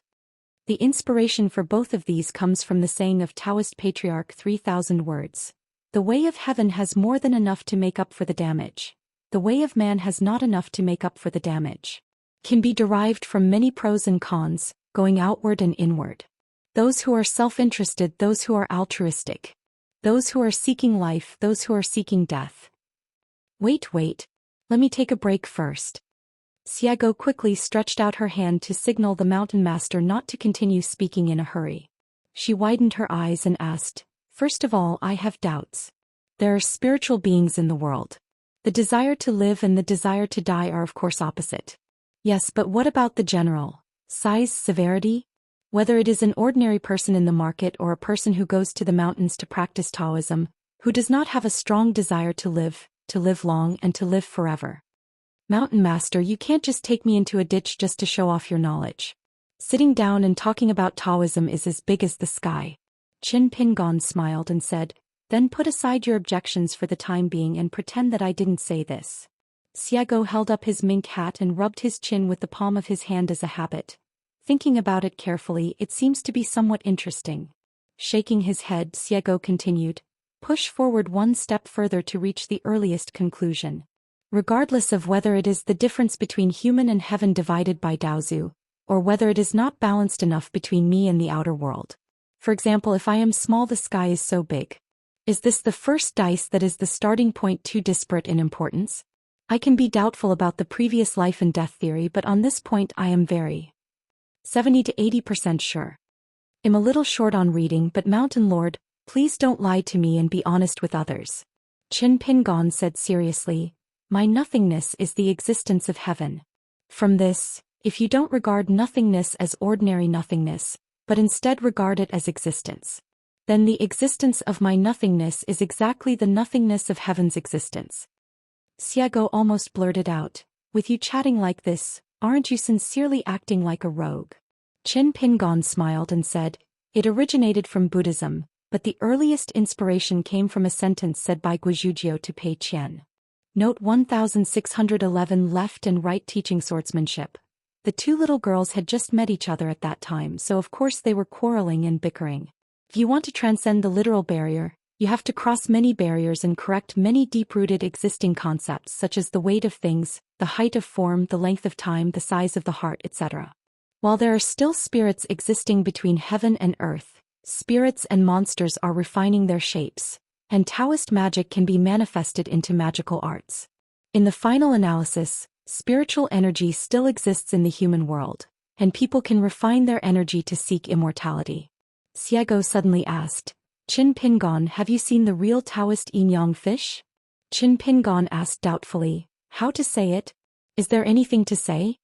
Since Xiago chose to call him by his first name, it meant that it must be an important matter.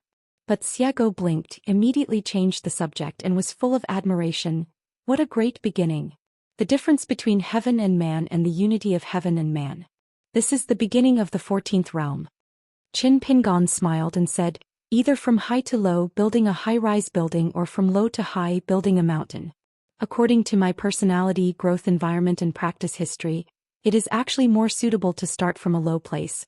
But it is precisely my personality will make this kind of thing too slow, and it will take hundreds of years to lay the ground that I feel satisfied with. Now is the time of great changes that have not happened in 10,000 years. After all, I can't tolerate my meticulous work. Work slowly. Now there are so many new 14 realms. In 100 years, there will only be 1 or 2 ascension realms in each continent of Hauran in the past. God knows what the number will be in the future. The old temple master said that Qing Ming Tianxiao 14 states. In the future, one state will have 14 realms. It was just a dream in the past, but it will no longer be surprising in the future. When I am really free in the future, maybe I can tear it down and rebuild it and do the opposite.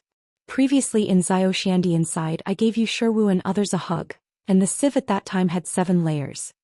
Xiago grinned and said, listening to what the mountain master said is much more interesting than sweeping the floor with 2 shoes on your feet. Obviously he said that hanging out with the mountain master was not boring before, it was a polite comment, but now he said it sincerely. Qin Pingon said, your metaphor is very interesting. Xiago imitated Xiaomi Li and sighed, waving his hand. We and Luoyuashan are not in the mood to brag to each other. Qin Pingon couldn't help but laugh. He put away the book and took out a wooden box from his sleeve. There were more than a dozen pocket flying swords of different materials, including jade, copper, iron, wood, gold, silver, etc. Xiago glanced at them, mistakenly thinking that her eyesight was too poor to see their true appearance, so she glanced at them twice more, and she was finally sure that Ishui was a fake. What is the mountain master doing? Qin Pingon smiled and said, pretend to be a young martial arts master who can control swords with his energy, and pretend to be a land swordsman who can fly swords to take heads. Xiago expressed his conviction. Qin Pingon said, when the Aquarius Island incident happens, I will travel to Hauran 9 continents. Do you know this? Attending Lu Xianying's wedding is of course the most important thing, bar none. After entering the capital and officially taking up the post of Imperial Master of Dali, he discussed the salary issue with the emperor behind closed doors to see if he could get some benefits in terms of gold and copper coins. During the Qingxing Kingdom and crown ceremony celebrations in the middle of the year, we strive to help Daoist Ding achieve enlightenment and ascend as soon as possible, and create a new and unprecedented method of ascension. Collected the remaining dragon-slaying platform from Jiaoyou Mountain from Zhenwu Mountain, refined the sword and mended the robes, and created the prototype of the first small world of the caged bird. He made an appointment with Zhang Shanfeng to have a drink with Su Yuanxia, and invited Su. I asked my son to help me write a preface and find a bookshop to have the travel notes printed. Another trip to the colorful world. Xiago nodded and said, Xiao Mo said that the mountain master had made an appointment with Lu Jinglong a long time ago to travel to various states together without any followers. Later he opened up and was willing to take Xiao Mo with him. It can be seen that Xiao Mo regarding this matter, I didn't say anything on my lips and felt quite content in my heart. Qin Pingon smiled and said sincerely, that's not a big deal. I'm just worried that it'll be a big influence and my realm doesn't match my fame. It's easy for accidents to happen when I'm wandering around. With Xiao Mo by my side I can rest assured. Xiago rubbed his chin. If the mountain master didn't have so many identities and was just an ordinary casual cultivator on Aquarius Island, then he would go to other continents to enjoy the mountains and rivers, and he would be less frustrated and more frustrated along the way. Happy golden elixir is the bottom line. Nascent soul realm is SOSO. It can be dealt with and it can be used. Coupled with the identity of a sword cultivator, it is actually relatively comfortable. But the mountain master is not an ordinary person after all. Before the change of heaven at the time without the Jade Pu realm, it is indeed easy to feel guilty. Now that we are all veritable sword immortals, are you thinking of leaving Xiao Mo aside? One good thing about Xiao Mo is that when he makes up his mind and calms down, others can treat him as if he doesn't exist. Green leaves line the red flowers. No matter where he walks or in any situation he can set off his mountain master very well. Not only does he never take over the spotlight, but he can be regarded as a shadow. If he is walking at night it is not obvious. But whenever something happens like a clear day, Xiao Mo, who has retreated from the background, comes to the front. Even if he is still a shadow, can the shadow under the big sun be the same as the shadow under the moonlight? Qing Tong from the demon suppressing tower might have a deeper understanding of what the sword cultivator Xiao Mo was like at that time, and how his enemies felt. Of course, these are the words of an old chef, and Xiago himself cannot say such particular things. Not so with Sect Master Cui and Chief Shou. They were too coquettish. Even if they didn't speak, they just stood next to Master Chen pretending to be deaf and dumb. They still couldn't hide the smell of alcohol on their bodies. Qin Pingon smiled and said, I can take you two with me later and learn from them on the hilltop next door. We can meet at the best possible time and place. We don't have to spend time together day and night. Just say hello when I need something. Xiago's eyes lit up. It was indeed good to be an official. The owner of the mountain still valued his second-in-command position very much. Thinking of Xiago's previous statement about yin-yang fish, Qin Pingon also asked, Xiago, have you seen the shadow of a shadow? Xiago looked confused and asked tentatively, "Is it the one Lu Chen mentioned? The one about Wang Liang Wenjing in Qi Wu Luan?" "That's not what I'm talking about." Qin Pingon shook his head then asked with a smile, "Do you even know this?" Xiago Xiao laughed and said, "It's just out of boredom. I'll learn from Taoist Master Xianwei and pass the time by reading some miscellaneous books. I, Sword Immortal Me and Grandmaster Zhong, who only know how to order food every day, just look at the pictures, it's actually quite different. The thief is motivated." Qin Pingon suppressed his anger and said with a smile, "At Hahuan Mountain earlier, I almost made Master Lu cry with one sentence." Xiago's face was full of shock and curiosity. "Tell me." Qin Pingon said, "He has been begging for an answer, and this answer is even more important than his own life. In short, any dream interpretation that can help him reach the 15th realm can help him." "Give way." Xiago nodded. "Lu Chen's stupid head thinks so, there's nothing wrong with him." Xiago roughly guessed the answer. The co-master of the ancient heaven, who was rumored to be in existence in the 16th realm, was the one that Lu Chen was pursuing, or the Tao in the mind of the Taoist ancestors. Why he did that in the first place, why he disappeared, whether he did it intentionally or out of necessity, whether he was just watching from the sidelines or where he was, are all eternal unknowns that are almost impossible to explore. Qin Pingon suppressed his smile and looked complicated. "In my mind, Taoist Master Lu used to be equal to or approximately equal to a Taoist priest in the world. He was very important." Xiago still nodded. "This is a confusing account. The settlement of accounts is as clear as the second shopkeeper, but it also has to go through unknown hurdles. The mountain master still values and doesn't worry about himself, so he doesn't see anyone else. I just don't know whether to change my name to my sister-in-law or my sister-in-law from now on. Or call Xiaomo brother-in-law or brother-in-law. She thinks everything seems good, it depends on the mood of the mountain master." Qin Pingon looked at the silly and happy Xiago and said slowly, "If Qin Pingon and Zhou Mi each occupy half of one, they become the shadow of a certain shadow." Xiago glanced at the mountain master after hearing this. He originally said it as a joke, but looking at Qin Pingon's demeanor, he was very serious. The two sides were silent for a moment, but for some reason Qin Pingon still looked at the girl in the mink hat and said, "What I said to Lu Chen happened to be exactly the mystical rant in the article, The Theory of Equality of Things, that my husband most admired. Heaven and earth are one with me and all things exist with me." Xiago looked solemn, raised his hand and said in a deep voice, "Stop it. Mountain Master, let's not talk about this for now. I still want to practice my sword well and reach the 14th realm." Qin Pingon's meaning couldn't be simpler. "Aren't you Lu Chen looking for that one? Then you are just riding a donkey looking for a donkey. Now that the examiners are the ones giving out the papers, do you still have to answer the papers yourself?" If Lu Chen was like this, who could escape, whether it was Xiago or Bai Jing in Qin Pingon's eyes at this moment? Because all of us and everything we have are originally one on the Tao. Sword of Coming Chapter 1248. Chapter 1248 20 People and Candidates, 6. Previously, Chao Ci took his two newly acquired disciples and entered the territory of Duduan dynasty via the palm-printed ferry. During this period they entered Yunzhuang County. When the ferry docked, Chao Ci got off the boat in advance and took them to explore the mountains and rivers on foot. The Dou family is the sky of this ancient county. It so happened that the two senior sisters were here now, so Chao Ci wanted to let the two apprentices get to know their elders. Because the old man of the Dou family is going to celebrate his 90th birthday. Chao Ci calculated the time and still had some spare time, so he thought of letting Ji Jia and Baiyu slowly strengthen their bodies on this stretch of road. They had been recognized on the ferry earlier, even if Chao Ci thanked the guests behind closed doors without saying anything.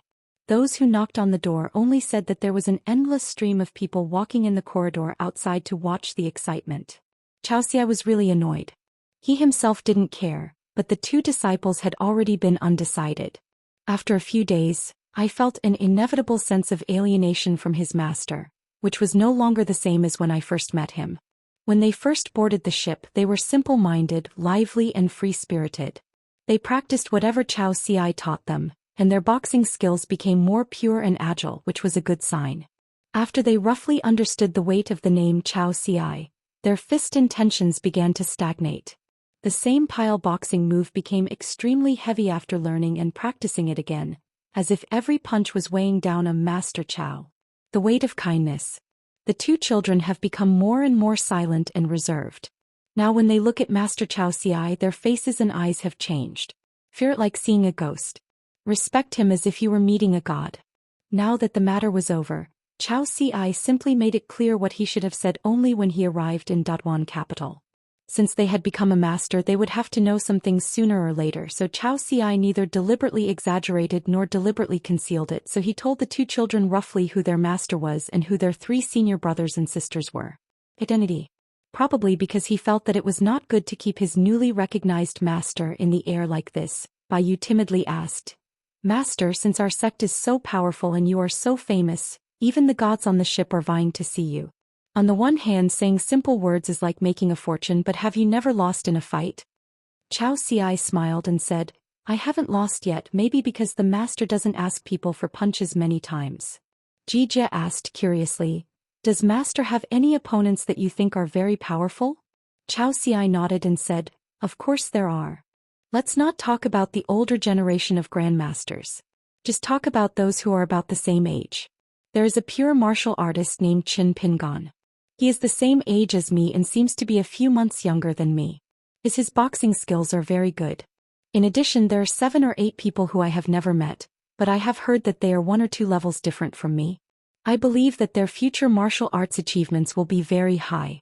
Chaosis so-called 1 or 2 realms of course already regarded the 3 levels of end as the same realm.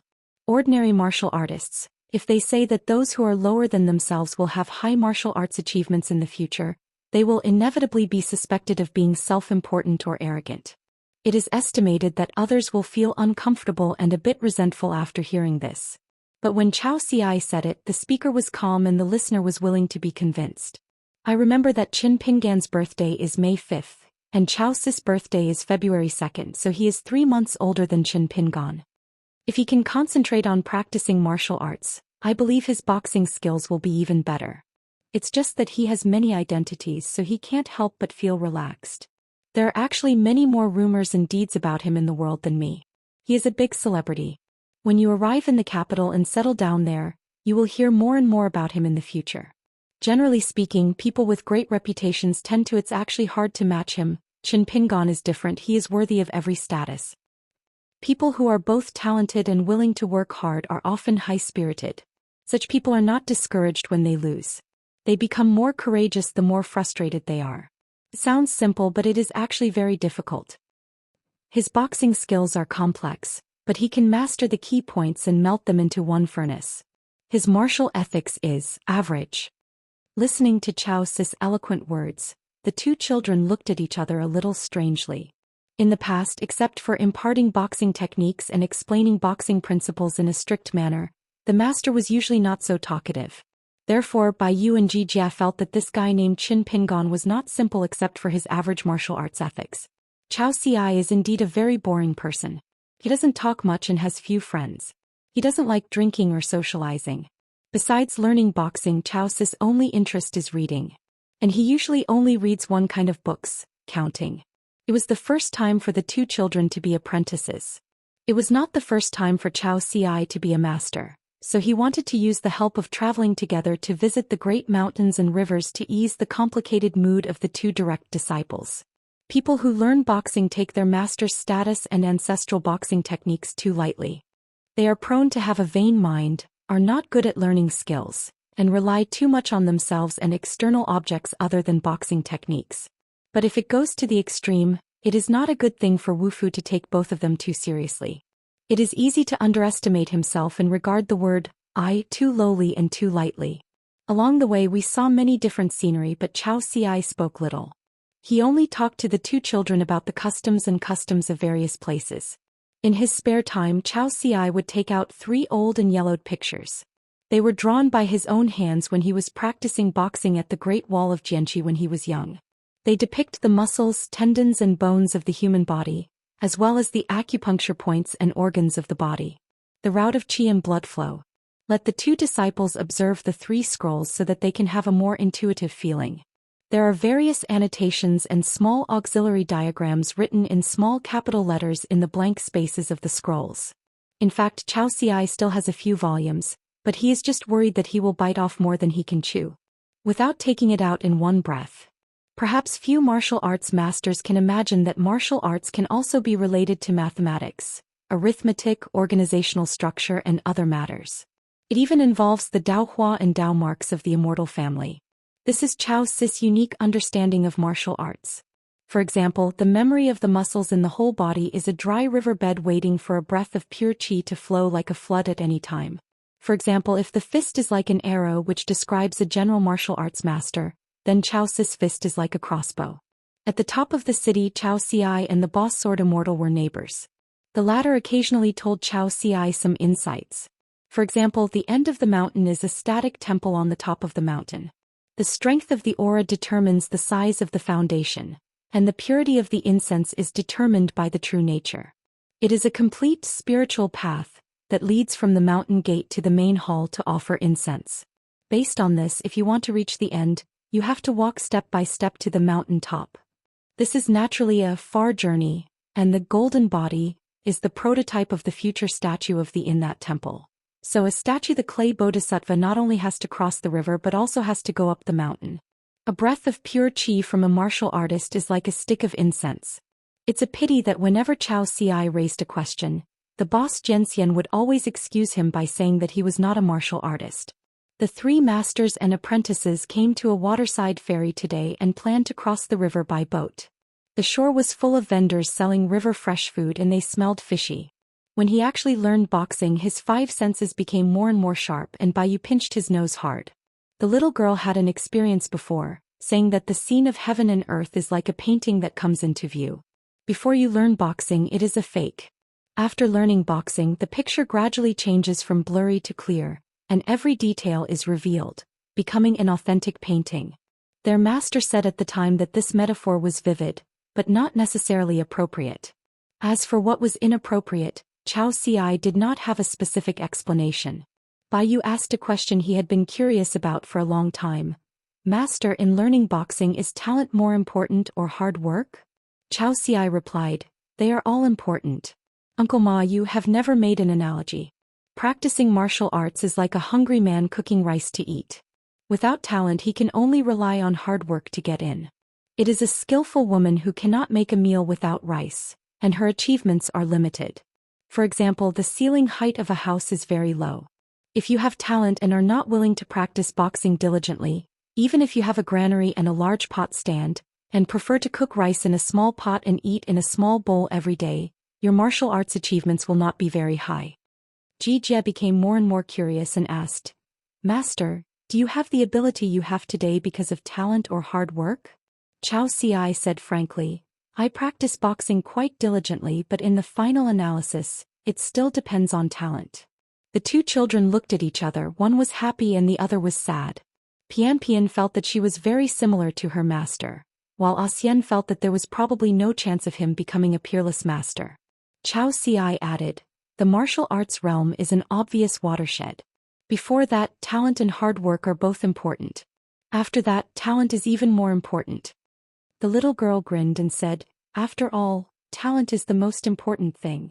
Chao Xi smiled and said, another master Liao said that learning to work hard will first prevent you from taking the wrong path, and secondly you can go faster on the right path. Isn't it an invisible talent? Jie asked in confusion. Master, there are not one man and two women of the same generation as you, so where is the other master?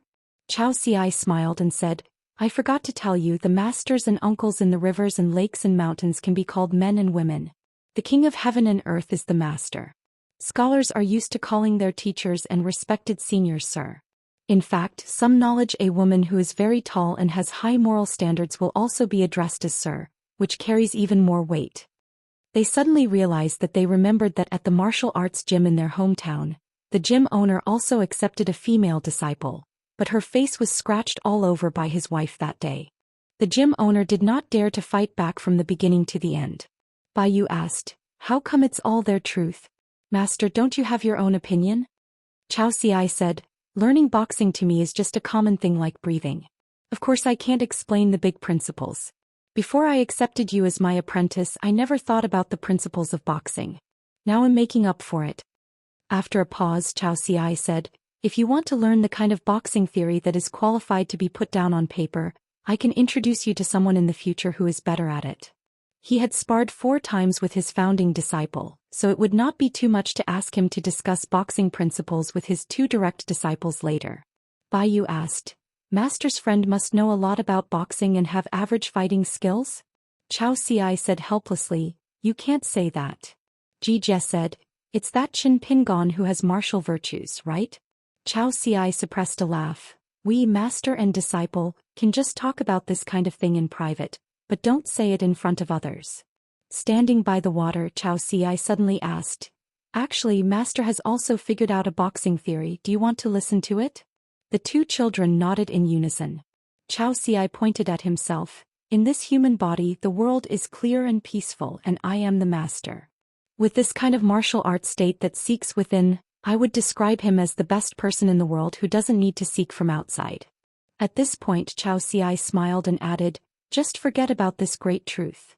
Bai Yu said, I was confused but it sounded domineering. Ji Jie praised, no wonder master is so powerful. The little girl bumped her elbow against the pier next to her. Dai Xian, did you remember it? Ji Jie nodded and said, I've written it down. I will listen to the emperor's decree. Chao Ci laughed dumbly. After getting on the boat, business was deserted and there were only a few passengers. There was a thin girl singing with a good voice by the window on the boat. Next to her there was a man playing the eru. He would stop from time to correct the flaws in the girl's singing. It was probably the kind of rural grass stage troupe. Business is about making money through acting. Chao Ci ordered 3 bowls of shredded pork noodles with pickled mustard.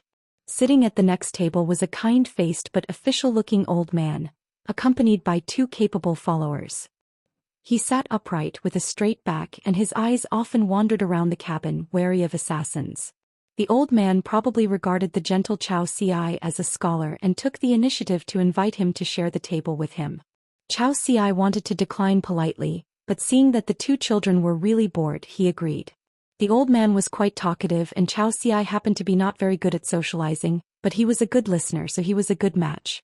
The old man said that he had been in high and low officialdom for most of his life. He was often released as a local official and his favorite thing was traveling on rivers and boats. It is even more leisurely to retire and return to one's hometown now, especially since the eunuch's purse is still abundant. The old man laughed and said that there are only 4 seasons in a year. There are bitter heat in the hot summer and severe cold in the midwinter. An old man like him who is dying has little and weak qi and blood, so he is boiled day and night. Chao Ci always smiled and nodded. After getting off the boat and walking for a while, Chao Ci told the 2 apprentices who were guessing each other's identity. The old man was actually a mountain who traveled around with an ultimatum. Only with a high official status could he manage the mountains and rivers. The people over there were also guessing about Chao Ci's identity, but they misunderstood that he was the kind of Taoist who practiced immortal magic. He was possessed of Taoism, traveled up mountains and rivers, traveled all over the country and could get away with strange things. The sun sets in the west, and the afterglow of the setting sun is like a ghost hanging on a mountain. I saw a mountain god and I had seen a lot of gods earlier on the Xianxia ferry. I also saw ghosts in the dilapidated ancient temple in my hometown. The 2 children have mastered the martial arts, which is equivalent to entering the martial arts world. Even if there is no fire to illuminate the road, walking at night is still not a big problem. Chao Ci told them that when they were walking at night without a moon, they would often see ghosts holding fires in cages and holding fires on ancient roads without a moon, so even ordinary people in the market, unless they were weak in body, weak in spirit and insufficient in yang energy, would otherwise you won't be able to see them.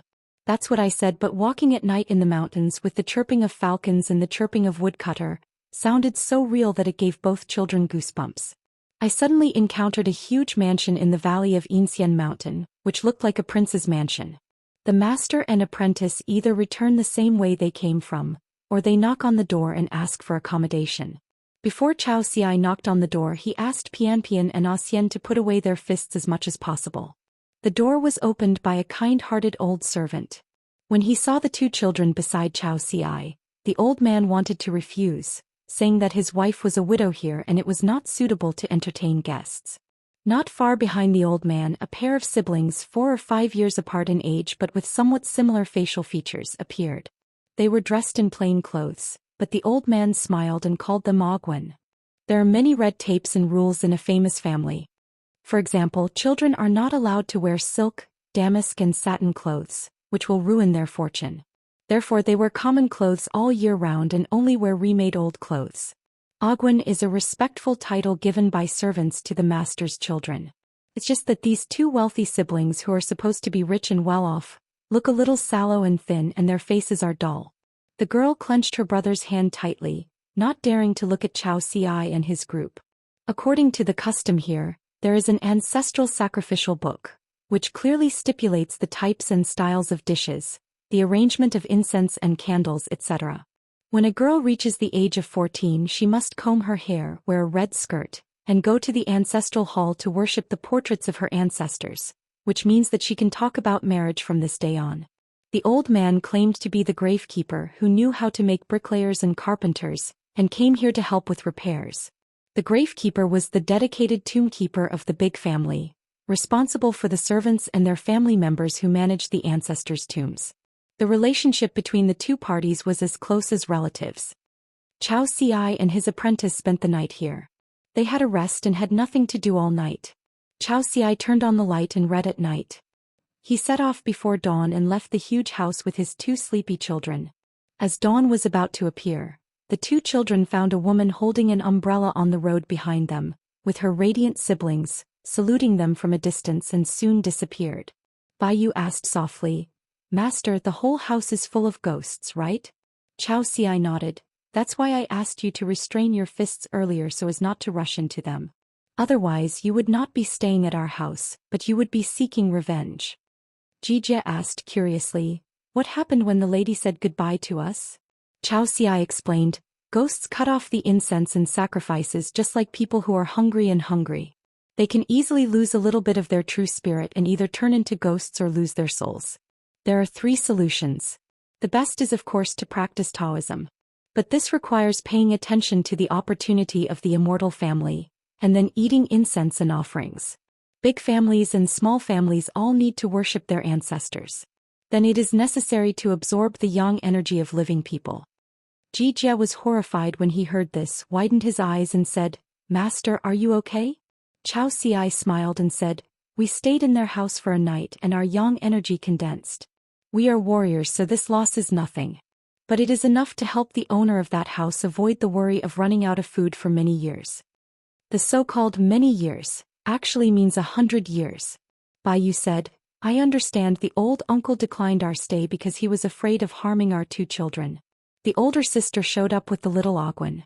It was because they were really hungry and embarrassed to say it out loud, right? Master just pretended not to know anything and didn't reveal anything on purpose. He lent us a place to stay for a night so that humans and ghosts can live in peace. This is their way of hospitality. Let's leave some yang energy behind, which is how we treat guests." Zhou Xian rubbed the little girl's head and said, "Smart." Xian let out a wow. "Master, you are too kind." Pian said, "I don't have a master's wife yet, so it can't be justified." Xian said, "With the master, can the master's wife be far behind?" Zhou Xian smiled and reached out to hold the 2 children's heads. Seems that being a master is indeed quite interesting. After such an incident, the 2 children became close to Zhou Xian again. Nearing the destination, a young woman came. The 2 children looked at each other. Could it be that the future master's wife was here? Of course not. The woman is Liao Qinggao, one of their 3 uncles. Liao Qinggao smiled and explained, "Senior sister Dou is very busy with the family and she really can't get away, so she asked me to pick you up." Zhou Xian nodded and introduced the 2 children beside him with a smile. "Senior sister Liao, they are my newly accepted disciples, Jie, whose nickname is Xian, and Baiyu, whose nickname is Pian. When I first met them, they were already. It is rare to have boxing intention in one's body. They can learn and use it immediately by just setting up a ladder and peeking at the poles and handles of the martial arts studio next door. Can even be said that they can use it for their own purposes. They can even use it in a rural temple. Yes, I have seen their moves and they are impressive." Liao Qinggao was greatly surprised because except for the senior brother Ma Xian, the 3 of them had not accepted a disciple so far. Senior sister Dou Fenxia is lazy. Her mantra is to find a good family and marry her as soon as possible. Liao Qinggao felt that she was not good at boxing and was not qualified to teach boxing to others, as she was afraid of misleading others. Liao Qinggao didn't think it was surprising that the two children had such a realm. The disciples Yu Xiaoxia accepted must be monsters among geniuses? Is it reasonable?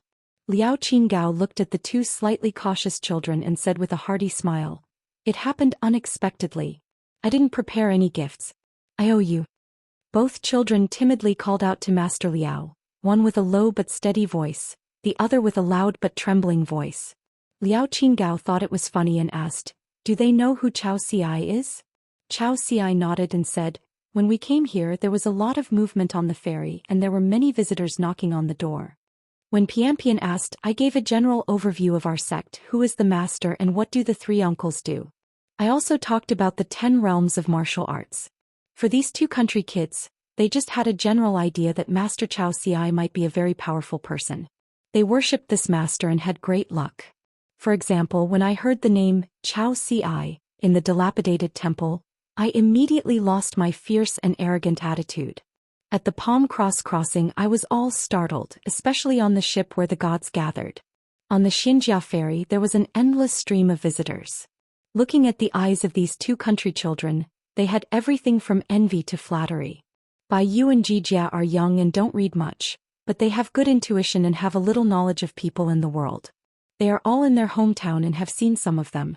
The Chao Xi is just an ordinary powerful master. Going out together is all new and exciting, just like traveling in the mountains and rivers. But when the image of Chao Xi becomes more and more important, as big as heaven and earth, covering all things, the children will move farther away from home and become more homesick. Fortunately, Chao Xi was careful and patient. He deliberately abandoned the Xianxia ferry and took them on a long hike to visit the scenic spots and historic sites. Liao Qingai half-jokingly said, "How about we let senior sister create some pomp and circumstance and let the Dou family open the ceremonial door to welcome the distinguished guests and put on a display? I believe Mr. Dou will be very happy." Chao Xi shook his head. Liao Qinggao asked, "Worried about being a guest and usurping the spotlight?" Chao Xi smiled but still didn't say anything. He did not have any official status in the Duduan dynasty. Just like Chao Xi still doesn't have a nickname.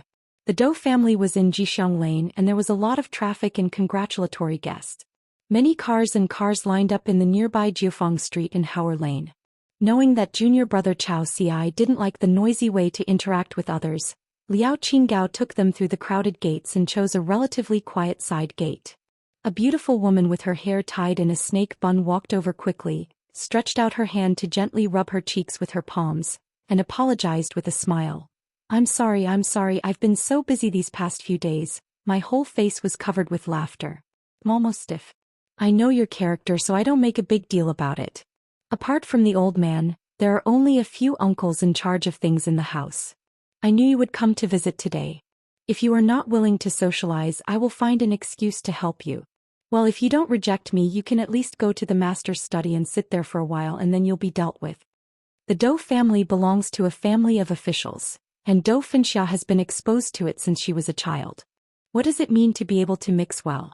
No one at the wine table dares to persuade you to drink. Anyone who wants to propose a toast to you must prepare a plan in advance. She didn't think Chao Xi needed to sell anyone's face. Not only the Dou family of Yunzhuang County but also the Duduan dynasty and the entire Howren world is no exception. Chao Xi said, "When Mr. Dou is free, let me know and I will go and visit you. As for socializing in public and drinking at banquets, forget it. I'm not good at it." Liao Qing's face turned gloomy for no reason and she sneered, "You are better than that man named Qin in everything except in dealing with people, socializing in banquets, speaking in public and drinking in public. You can't compare with him. Ha, Grandmaster Qin Zhenxian, Qin Shan Lord Qin Yingguan, he has a lot of titles and identities and he must be a good person to have such a family fortune." Chao Xi smiled and said, "My martial arts level is just slightly higher than Qin Pingan's, but it doesn't mean I can beat him in other places. If he hadn't left the Sword Qi Great Wall too early and had waited until Qin Pingan opened a wine shop there, even though Chao Xi didn't like drinking, he would definitely go there occasionally to support him. I recall that when Chao Xi went to the Sword Qi Great Wall for the first time, his master did not arrange any guardians for him. Pei Bei just smiled and said to Chao Xi before he left, "Now when you go out, when others see you they will say that you are Pei Bei, Cup's disciple." I hope that one day in the future Master hopes to hear others talking about Pei Bei and say that she is Chao Sis Master. Previously, Qin Pingon and Ma Guixian had a boxing contest at the Confucian Temple. Both sides of the competition, or rather their respective schools, had a tacit understanding and did not leak the matter to the outside world afterwards. Pei Bei's nominal eldest disciple Ma Guixian was once at the top of the mountain and was only one step away from reaching the top. However, he fell down due to that boxing competition. Dou Fenxiao, who wears her hair in a spiritual snake bun, was born in the Dou family of Yunzhuang, the most powerful family in the Duduan dynasty. Liao Qinggao, who was born as a wild cultivator in Xianxia, started practicing martial arts, joined the army and risked his life on the battlefield, but was saved by Pei Bei. Since Liao Qinggao had once been involved in spiritual practice, her spiritual qualifications were quite good, and she had reached the 5th level of the middle school when she was a girl. Therefore, even though she is half 100 years old, she still has the appearance of a girl with an extremely thin waist and a long white sheath sword. Dou Fenxiao and Liao Qinggao are now both pure martial artists in the far-traveling realm. There are no more than 5 masters and disciples in total. In the eyes of the outside world, is it possible to have a 5-person limit? Liao Qinggao said angrily. How did it get spread about senior brother's fall? It didn't cause an uproar, but the news was eventually leaked and learned by the mountain. What she meant was that Qin Pingon was secretly causing trouble. Chao Xiai smiled and shook his head. Qin Pingon didn't even bother to do this. Dou Fenxiao said, there is no airtight wall in the world, not to mention that there were so many people around the Confucian Temple at that time, it was inevitable that someone would watch or listen to it and use it as conversation material. Junior sister Liao didn't really think so, she was just angry and had nowhere to vent her anger. Before Chao Xiai came here, the 2 fellow apprentices had spoken ill of that man. At that time, before senior brother Ma Guixian started fighting with Qin Pingon, Dou Fenxiao used a trick that was similar to playing rogue, saying that she wanted to ask Qin Pingon for advice on 1.5 moves, not counting boxing. After all, the 2 sides are in a different level of martial arts. Strictly speaking, it is not fair whether it is a sparring match or a debt settlement. As a result, after some trial and error, Dou Fenxiao suffered a huge loss despite not being able to get any advantage from Qin Pingon. Except for Chao Xiai, Ma Guixian and several others were not considered Pei Bei's disciples in the strict sense. Pei Bei had never drank the apprenticeship tea, nor did they kowtow. It was only the old Emperor Dajuan's request and an excuse that was not a reason that persuaded Pei Bei to accept 3 more named disciples. Thinking of something, Liao Qinggao suddenly laughed. It turned out that she had just learned that there is a custom in the hometown of senior sister. If a man can untie a woman's bun before marriage, it is equivalent to a private life.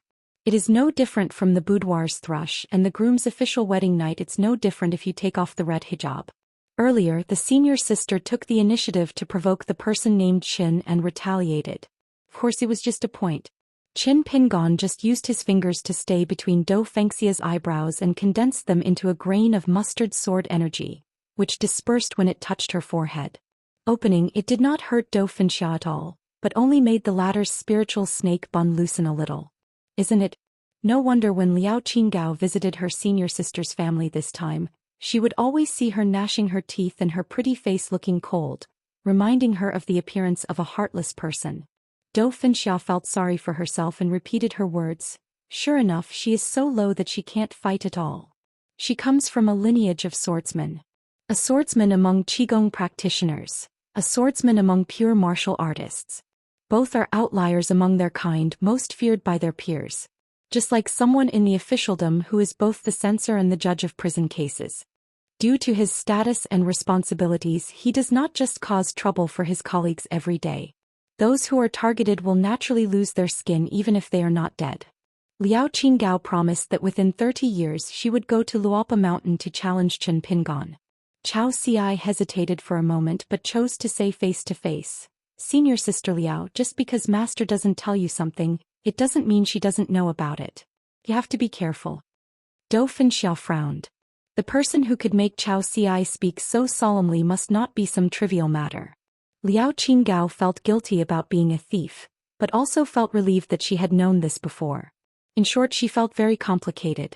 Chao Xiai smiled and said, Senior sister, you just have to control yourself. You really have a clear conscience. Xianxia quickly glanced at her junior sister's belly and asked tentatively, has Qing AI made a private lifelong commitment with someone? Master is angry and plans to expel Qing AI from the school? Liao Qinggo's face turned red, and she glared angrily at the senior sister who spoke freely. Chao Ci said, I plan to go to Aquarius continent in the near future to visit Lualpa Mountain. Sword of Coming Chapter 1249. Chapter 1249 20 People and Candidates. 7. Heaven and earth are like an eternal couple. If you hang it upside down and look at it, the stars are shining brightly and thousands of lights are on. The earth, mountains and rivers are like caissons. The light of the sword flashed and Qin Pingon reached out to catch the flying sword. After reading the content, he smiled and said, it is better to come early than to come by chance. Xianxia knew his mountain master well. Did you pick up the money? Qin Pingon handed the envelope to Xiego, nodded and smiled. That's right, good things come in pairs. It turns out that there was finally some good news over the temporarily established ancestral hall in Yunyan country. After all the hard work of excavating Dadu, various forces moved mountains and diverted water along the way. A certain small vassal country of the Yu dynasty was here. A few days later, the ruins of a terrestrial dragon palace that violated etiquette were accidentally unearthed.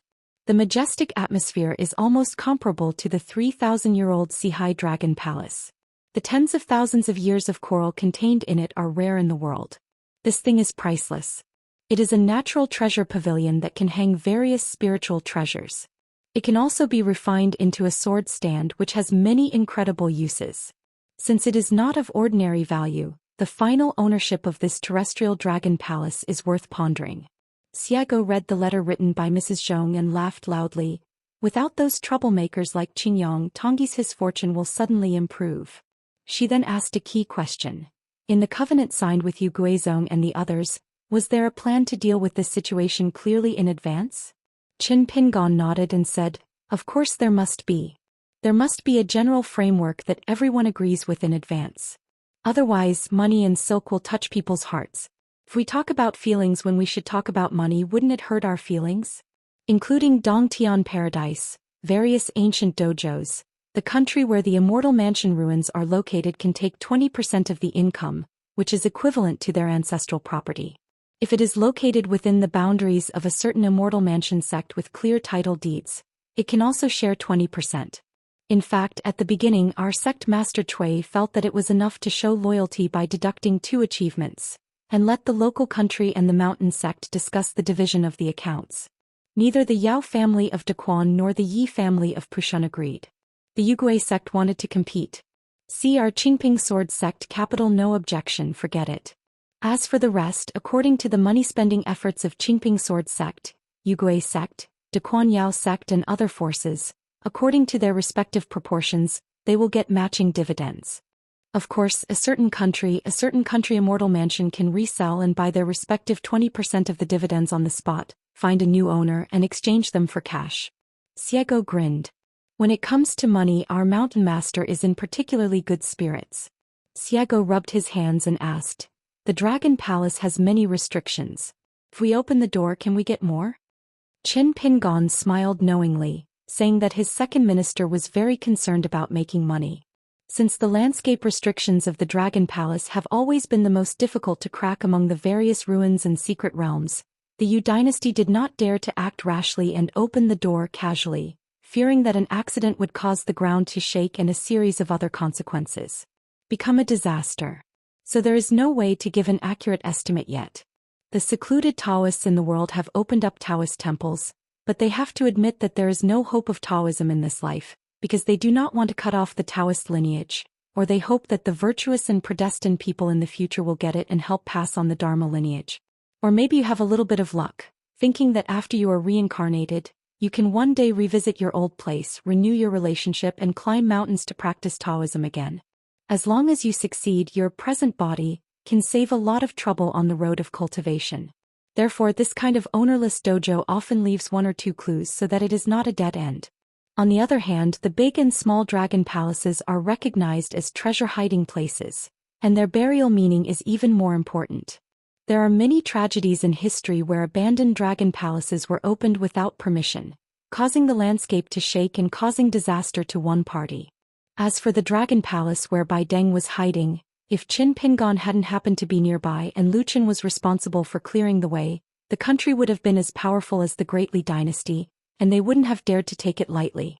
Qin Pingon said, "It's probably not our turn to take action. Feng Shuatao and Nin Taoist are both in the capital now. One is a registered worshipper of the Jade Guizhong, and the other likes to show off. These two ascended realms have become the best candidates to open the many doors of the Dragon Palace. In fact, a certain ascended realm is more suitable. It's just that Yang Ji, who used the pseudonym Jing Xing and served as a priest of the Yao family, has left the capital." Apparently, Xiago's appearance at the border of Yunyan Kingdom earlier alerted the big monster and chose to avoid it. This account is easy to calculate. With Xiao Imo and Beijing, even if Yang Ji has Zhu Yan to help him, he will definitely have to run away, and he will even have to worry about whether he can run or not. At this moment, in the direction of Nanpazuo continent, there was a majestic Dao Qi rising straight into the sky. The glow was endless, and a purple-gold vortex appeared in the sky, with a little golden light rising slowly. There is the auspicious atmosphere of ethereal music, jade chimes ringing, goddesses scattering flowers, and immortal officials sending blessings. Another person has attained enlightenment and ascended to heaven. Thousands of disciples in the dojo where this man was located looked up at the magnificent painting, their eyes blurred and intoxicated. When the enlightened man returned to the mountain dojo, they finally came to their senses and shouted in unison to congratulate their ancestor on his ascension. Qin Pingon could only rely on his qi-gazing technique to get a general idea of the weather. Xiago didn't know what secret technique was used, but he watched it with great interest. All kinds of strange things come one after another. Auspicious miracles, spiritual treasures and opportunities arise at the historic moment, and they spring up like bamboo shoots after a rain. Xiashi, the heavenly lord of Luzhou in Beiju, flew up on the lawn. As Lu Chen's personal disciple, Chao Rong soared in the sea during the day. Fu Qi from Old Dragon City had just come out of seclusion and became an immortal. In Tonggishao there is also Huang Ting, a woman who has not long returned to Haoran. She has no bottleneck in cultivating Taoism, but she breaks through inexplicably and becomes a Taoist master. Xiago murmured for no reason, "Unrequited love is like toothache." Qin Pingon asked, "Did the old cook say it again?" Xiago complained, "Don't always be an old cook. Show some respect to Mr. Lao Zhu." Qin Pingon smiled and said, "You don't have to beat around the bush or make insinuations. Of course I am happy to see you and Xiao Imo become Taoist partners. I will definitely help anyone who can." Xiago smiled brightly, very flatteringly, and raised his arms to make a fist-clenching gesture. Mr. Zhu said that when it comes to love between men and women, the mountain master is a hidden master. Hold it in your hand, pinch it. Qin Pingon laughed and said, "Senior Xianxia believes this, do you believe it too?"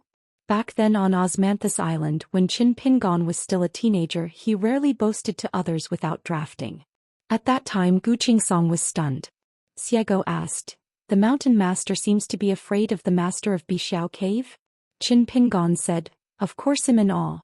Besides, as the mountain master I have to think more about Wei Xian and the others. I'm very reserved in what I say and do." Xiago said, "Are you worried that they are puppets? Then just say it directly. With Xiao Imo here, fellow Taoist Bixiao will sell you face no matter what. Is it because the mountain master thinks that asking for help is too embarrassing?" Qin Pingon said, "If it were feasible, I would have said it a long time ago. Face is worth a lot of money. But the problem is that old viewers may not be willing to accept this. I am afraid that it will backfire on me if I am suspected of being good and getting a bargain."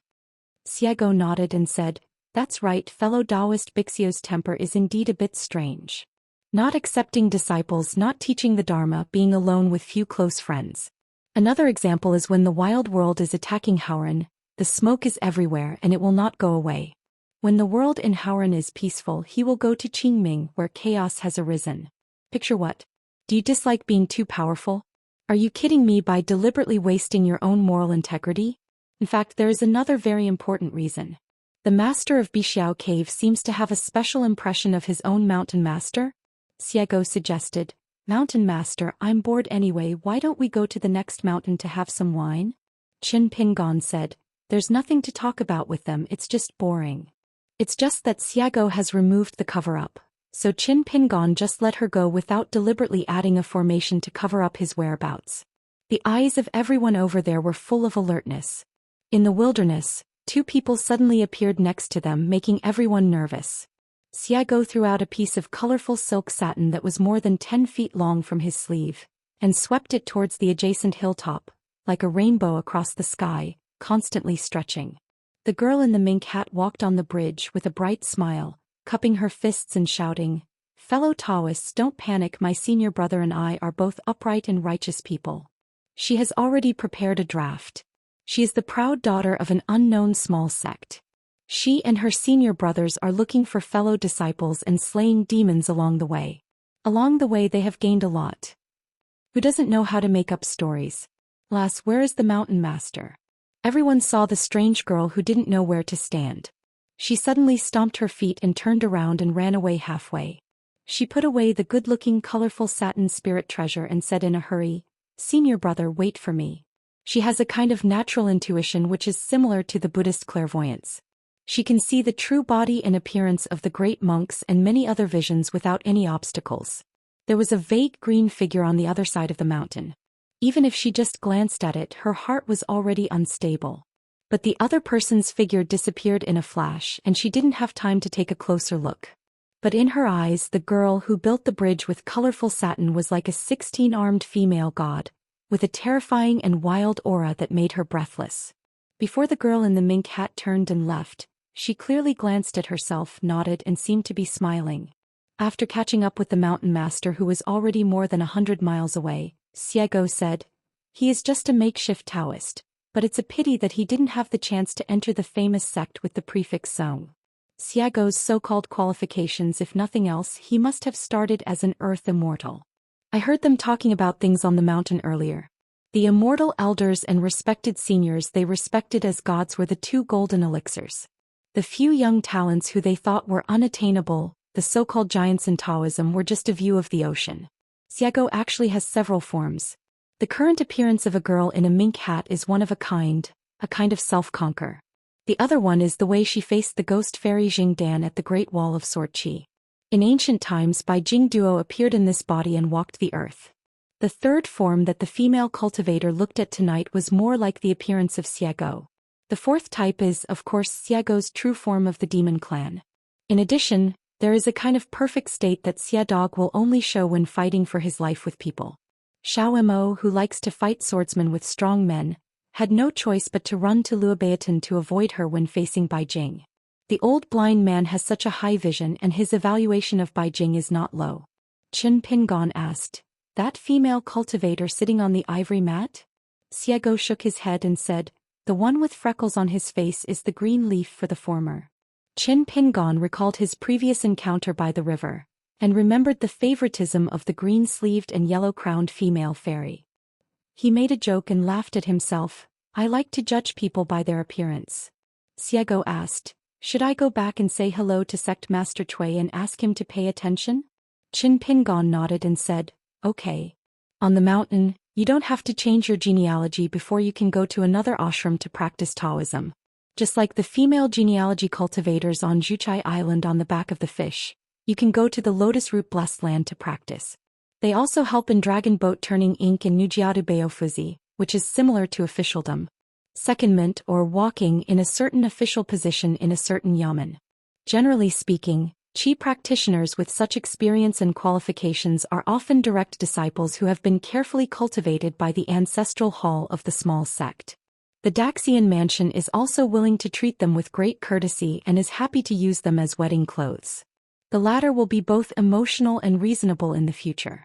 On the road of construction, the former is regarded as half of her natal family. Yu Xian took the initiative to send Taoist Ding and others to Luopa Mountain, which is a good example. Of course, there is also Grand Master Wen of Lingfei Palace who came in angrily and left happily. Now Wen Qingqing no longer regards himself as an outsider. Wen Qingxin didn't know what he was thinking. Luopa Mountain didn't pay him a salary. Instead he was killed by Jing Dafeng again and again and he was already in debt. Wen Qingxin actually repaid evil with kindness. He spent a lot of thought and carefully compiled a boxing manual to deceive the children who were practicing martial arts. He said that it was a secret book for getting started in martial arts. It was the basis of the basics. If you can't learn it, it means that none of you are good at practicing martial arts. He also suggested to Jing Dafeng that two groups of children from Yinyafeng and Huangfeng should fight each other and have group fights twice a month. Anyway, with him watching, they would only get some flesh injuries at most, but they would not hurt the roots. Tai Yushin, how many boxings have been learned, how many magical techniques have been understood, and how many kilograms are there? You have to take them out for a walk. Jing Dafeng, as the master of Yingyu Peak, accepted them one by one, and Xiago, as the head coach of Huaying Peak, had no objection to this, but she secretly used Gon Bingjun to help the 8 learn something. For children who are good at or are not good at anything, they can start a small business and teach them some quick movement and magic skills. The result was that the Taoist geniuses at Huaying Peak lost miserably against the martial arts geniuses who were ruthless and good at cooperating. Feeling very embarrassed, Coach Xie ran out to relax. Gontang, who originally regarded going to Tiaoyu Mountain to work part-time as a chore, directly built a thatched hut on Huaying Peak instead of returning to the sword worship platform. Zheng Dafeng cooked the food himself, set up 3 tables for a celebration banquet, and asked them if they felt comfortable beating up the Qigong practitioners. When carefully reminded them not to be arrogant in victory and not discouraged in defeat, deliberately emphasizing the word, not discouraged in defeat, in a very strong way, made the children laugh. Zheng Dafeng and Brother Wen exchanged cups, saying that half of the credit for the victory should go to Brother Wen. It turned out that for this seemingly joking confrontation, Wen Qing was very attentive. He helped draw accurate maps in advance, set up ambush locations, how to lure the enemy deep, and when, where, and where to outflank. All using the art of war. It seems that Grandmaster Wen is very happy staying in Luapa Mountain. In fact, at the celebration banquet, Jing Dafeng also pointed out some flaws and felt that their acting skills were a bit lacking. He said that we must know what we, the mountain masters, were like when we were your age. The 2 tables filled with young girls and boys sat under the eaves, and there was silence for a moment. Everyone pricked up their ears and lowered their heads to eat. The key is that there was a white-haired boy squatting at the door, writing furiously. On a certain day of a certain year, Zheng Dafeng, the military commander of Tiaoyu Mountain, publicly praised the owner of the mountain. The original text is as follows. Zheng Dafeng smiled awkwardly, pretending to be calm, and waved his hand. Ha, drink, drink, eat meat. With a forced smile on his face, Zheng Dafeng called Miss Hong Ho, hoping to win over her. The white-haired boy stood up, put away his pen and paper, sighed, and cursed, disgusting. Walk away with the evidence. We entered the Yunyan kingdom with Xiago, walking neither fast nor slow, enjoying beautiful scenery along the way, with beautiful mountains and clear waters, lush willows and luxuriant flowers. Passing by an abandoned lotus pond that has no owner for the time being, the breeze is cool and the lotus leaves are spread out. It reminds me that in the old days they once covered the waist of a beautiful woman. I believe that the boys and girls in Tongisao will become more and more beautiful. Some people walk carefully in the world and work hard to please the world. We are all afraid of hurting people in the world. In a fly restaurant in Yulindu, a young man in white with a red mole on his eyebrows and a young woman with a bun were eating supper at the same table. They ordered a grilled fish and 2 kilograms of bulk soil. Make barley wine. The young man had no proper posture, squatting on the bench holding a wine glass, talking and talking non-stop. But the woman was quite dignified, chewed slowly, and was taciturn, just listening to the chatter of the young man who couldn't hold his mouth shut even with barley wine and delicious food. And the young man talked about Xiantian with a louder tone, just like talking at the table in a market restaurant about a multi-million-dollar business. Lu Kaishan of Azu and Mr. Fan, the ancestor of the merchants. In fact, there is no superiority or inferiority in the paths taken by both parties. One path is to disperse money and the other is to gather money, both are within the scope of human harmony. It is rumored that the casting and expenditure of every snowflake are imprinted with Lu Kaishan's thoughts. Of course it is just a rumor. If this is the truth, it is too scary. How Lu Kaishan joins the Tao, when and where he joins the Tao, the Confucian temple has no control over it. Mr. Fan just missed the mark and there is nothing he can do. The rules of etiquette and sage are very important. After all the schools of thought are under his control. Mr. Fan spent a lot of money on Aquarius Island before, which was a subtle temptation by the merchants. To be precise, it was a means of inspection by the merchants. Of course, we don't have to doubt Mr. Fan's original intentions and intentions. He has great ambitions and his own attitude towards money is even more detached. But he couldn't resist the bad things of Li Sheng. Mr. Fan and the merchants scattered countless money and moved almost half of the family property out. He obviously had great achievements. Yu Haoran waited until the end of the war, received rewards according to his merits, and then started a barbaric war. He put all his money on Mr. Fan's union so that a rising tide would lift all boats, and one person would gain the right to ascend to heaven, but the result was a fight. There is no movement at all. The Confucian temple has only elevated the status of the merchants, so the entire merchants are confused. It is obvious that this road will not work. Over there in the wild battlefield, do the merchants' children continue to spend money? This is not possible. It's a very worrying question. Mr. Fan didn't say anything. The group of businessmen in charge were all wondering if it wasn't enough to give out half of their wealth, so why not take a big gamble? Spend all their wealth. This is finally sincere. Is that right? Among hundreds of merchants, which one can be more kind than our merchant? Having said this, Cui Dongshan asked with a smile, "Senior sister, guess what?" Pei Qian shook his head and said, "I can't guess."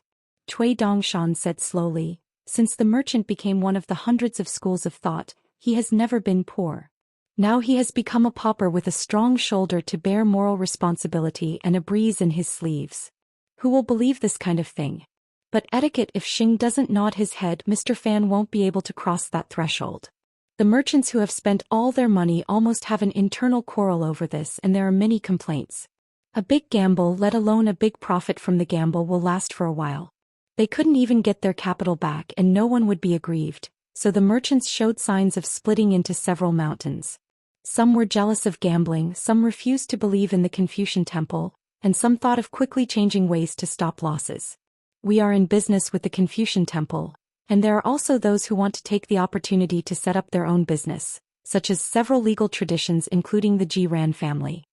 Pei Qian asked, "What is Mr. Fan's attitude?" Cui Dongshan thought to himself and said, "As long as you are seeking profit, as long as you are not pure in the slightest, you are doomed to fail. But if you don't make a profit, you can't afford it.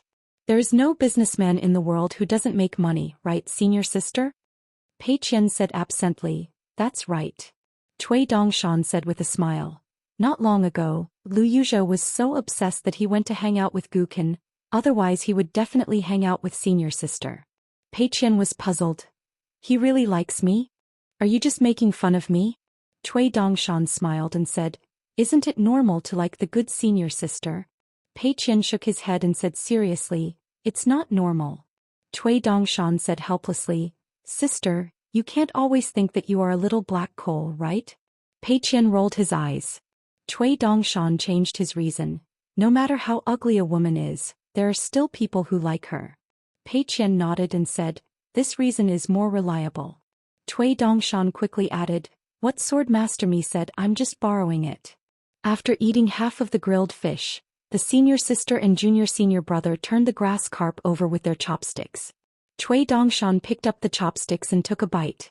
Pei Qian took a sip of barley and began to wander thousands of miles again. Cui Dongshan said, "That dragon palace on land cannot be accurately valued without making a list before opening it. Generally speaking, as long as we don't fight for the ownership of the Immortal Palace ruins in the south, the Jade Gui sect will not touch the Dragon Palace. This is called courtesy. In short, we have a chance to wrap up the entire Dragon Palace. Sell it again and keep it for a long time." Pei Qian heard what he heard going in and out of his ears. At this moment, a middle-aged man walked into the restaurant and asked straight to the point, "Mr. Cui, are you selling this wine glass?" Cui Dongshan smiled and said nothing. As long as this guy asked, the price would definitely not be an issue. But Cui Dongshan seemed to be deliberately arrogant and said, "Even if I am willing to sell it, Mr. Fan may not be able to afford it." Mr. Fan smiled and said, "Then a gentleman should not take away what others like." Cui Dongshan became anxious all of a sudden. He moved his buttocks to make room for Mr. Fan and invited him to sit down. Mr. Fan was not polite and asked the waiter for a pair of bowls and chopsticks. Pei Qian put down his chopsticks and took the initiative to say hello to the business founder across the table. Mr. Fan smiled and nodded in greeting. "Famous teachers produce great disciples. Master Qin Shanzhu can be called the two masters of boxing training and teaching. Cui Dongshan marveled, businessman, this is a businessman. When you go out you have to talk about your eyesight. Pei Qian, who was still Xiao heightened, traveled along the Sword Qi Great Wall with Big White Goose. On the top of the city she didn't dare to look at the boss sword Immortal. If you watch too much your eyes will hurt. The last time it was at the Lotus Root blessed land in my hometown. Pei Qian was at the mouth of the well and looked up at the majestic old Daoist priest. It was only later that she found out that this old temple owner was the real god of Lotus Flower blessed land. With the Jiuquan cup, people who like to drink no longer need to make or buy wine. How is this different from a poor bachelor who cannot afford a wife but can meet the goddess in his dreams every night? Mr. Fan picked up a piece of fish with chopsticks and asked with a smile, "You really don't want to sell it?" Cui Dongshan sighed, "You come and let me haggle over the price." "Course it's okay. I really want sell it." Cui Dongshan secretly visited Sun Jiyuan's private house back then, and the two parties had a heart-to-heart talk. Sun Jiyuan, who owned a Jiuquan cup, was elegant and elegant. He had never been to that famous wine shop, so naturally he didn't write, nothing happened. It is unknown whether Sun Jiyuan ever bought the seals of Bai Jiangxian and Jianjiangxian. He got along very well with Cui Dongshan, a foreigner. "I am Dongshan. I am still Shiha. The only heroic guy who dares to talk back to his face. As long as you have been to the Great Wall of Sword Qi, there will always be some impressive people or things." Sun Jiyuan, who had no good impression of Houran Xianxia, once had a but that was not what Cui Dongshan expected. "But I want to cross the city. Do I agree?" Mr. Fan suddenly asked. "I have never been able to find the path to harmony. Does Mr. Cui have any good suggestions?" Cui Dongshan had a strange look on his face. "If you are in the Ascension realm, let me ask you, in the Immortal realm, how do you merge with the Tao?" Mr. Fan frowned and said, "Did you really forget, or were you just pretending to be stupid?" Cui Dongshan said with confusion on his face, "How? No wonder he calls himself Mr. Cui instead of sect leader Cui. It turns out that the old owed the other party a lot of debt and now the creditor comes to visit? Easy to deal with, default." Mr. Fan said, "In the early years in Dali capital, Mr. Cui said that the Sage of Rights will never allow merchants to have too high a status. They will always be lower than the Yin and Yang family of the right time, the farmers of the right place, and the poems and chapters of human harmony. One end, in short, is that as long as I am still the founder of the merchants, I will not be able to reach the 14th realm. No matter what method I use, the Lixing will not give way. But Cui Chan said that he has a way, can show me a path to harmony." Cui Dongshan blinked. "He really said that? Exactly word for word?" Mr. Fan felt helpless. "Sect Master Cui, do you think I would joke about this kind of thing? It is natural for businesses to make money. Generally speaking, if Mr. Fan wants to be in harmony, he just wants to make money and become the richest person in the world. Turns out that this path doesn't work. Then do the opposite and scatter money as if it were a scattered path. Not only does making money come first, but spending money comes first. Between the gathering and dispersing of money, the world is filled with countless invisible roads to wealth, large and small. But the result is still unsuccessful." Mr. Fan had expected this. Cui Dongshan rubbed his chin, thought about it and said cautiously, "To be honest, that old suffered losses at the wine table when he was young, so he hates businessmen the most. Mr. Fan, you know it, yes, he is the most petty and narrow-minded and he can hold grudges for a long time, so maybe he deliberately tricked you." Pei Qian glanced at Mr. Fan, who was sullen and could tell that he wanted to curse. Since there was nothing to talk about, Mr. Fan said goodbye without wasting any time. Cui Dongshan asked, "Mr. Fan, what are you doing?" Mr. Fan endured it again and finally restrained himself from yelling and said angrily, "Go out and make money. You embroidered tiger, do you really think you are robbing the rich and giving to the poor?" Cui Dongshan muttered, "Let's settle the account first." Mr. Fan took a deep breath, turned to wave to the young man in white and said with a smile, "Come here." Probably what the business founder was thinking at this moment was just like what Cui Dongshan himself said. The young man is so handsome, but it is a pity that he is not mute. Cui Dongshan said, "I won't go there, just throw the money over." Pei Qian reminded, "It's almost done." Cui Dongshan shook his head. His little senior brother was famous for his boldness, and he was known to not scare anyone. Pei Qian said, Master seems to be on the way here. Cui Dongshan stood up as if his was on fire and ran quickly to the door. Take a walk with Mr. Fan. Mr. Fan was walking in the alley, but he didn't shrink down to the mountains and rivers. He was out of sight and out of mind. Cui Dongshan held the back of his head with both hands and said with a playful smile, "What is good for the top will be bad for the bottom. Those who make the most money may be able to make money, but those who make the most money can't." Now, in future generations, how the disciples and grandsons of merchants make money will all focus on the ancestors like you on the hanging statues so they can learn from your example. Mr. Fan said, "I understand the truth." Cui Dongshan smiled and said, "The key lies in the word heart. Making money is nothing more than a gentleman using it wisely. Making more and less is one thing, and whether you are evil or not is another matter. The integrity of a businessman, the foundation of business, is nothing more than integrity. So where does integrity come from? It comes from knowing that you can make more money but you are willing to make less money.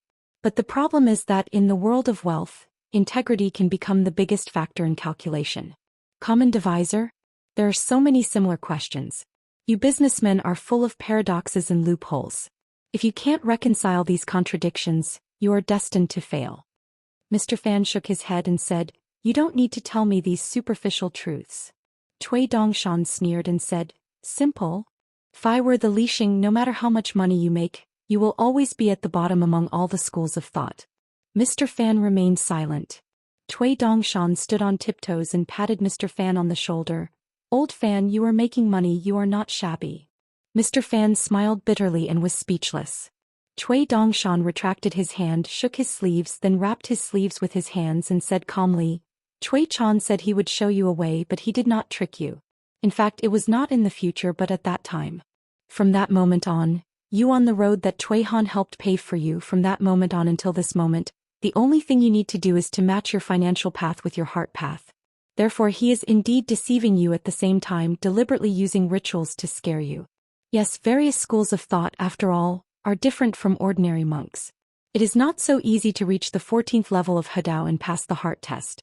Last time at the Confucian Temple, Li Xing deliberately elevated the status of the entire business, but he did not give way to you. Isn't it testing you? Who makes you give up? If you still have any luck, then Li Xing will make you give up again.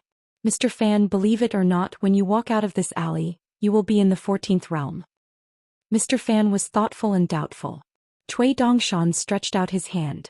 Mr. Fan looked confused. "How much money will you give me if you listen to me?" Cui Dongshan said angrily, "The three of us drink wine and eat meat without paying the bill. If we spread the word, we will make a joke." Mr. Fan smiled and took out a piece of silver and handed it to the boy in white. Cui Dongshan turned around and walked towards the restaurant, while Mr. Fan was walking alone in the alley. Quickly entering the restaurant, Cui Dongshan took out a few pieces of silver and put them on the table, winking at Pei Qian. Pei Qian asked, "What?" Cui Dongshan said from his heart, "I was afraid of being beaten, so I ran away quickly. The moonlight is like water flowing over the world. A remote place in the northwest of Liuxia continent, Yunkai Kingdom, is not big, and the capital is even smaller. The Yunkai Kingdom is a vassal state of a large dynasty. As a rule, it has to pay tribute to the suzerain state every year. However, the tribute has always been small and the suzerain state has given more because everyone knows that the Yunkai state is really poor and has meager products. This is what I want. That's fine, and you still need to pay subsidies. Therefore, the Yunkai Kingdom's envoy convoys are notorious for arriving at a time when they arrive and leaving when they are full. Although the sparrow is small and has all the internal organs, there are so many yamen in the capital. It is said that the number is even more exaggerated than that of the suzerain country. Perhaps it was true as the book said because Bai Ling protected the small imperial court. For 100 years, it could be said that the years were prosperous, the government was harmonious, and there was no war. It has always been a good situation.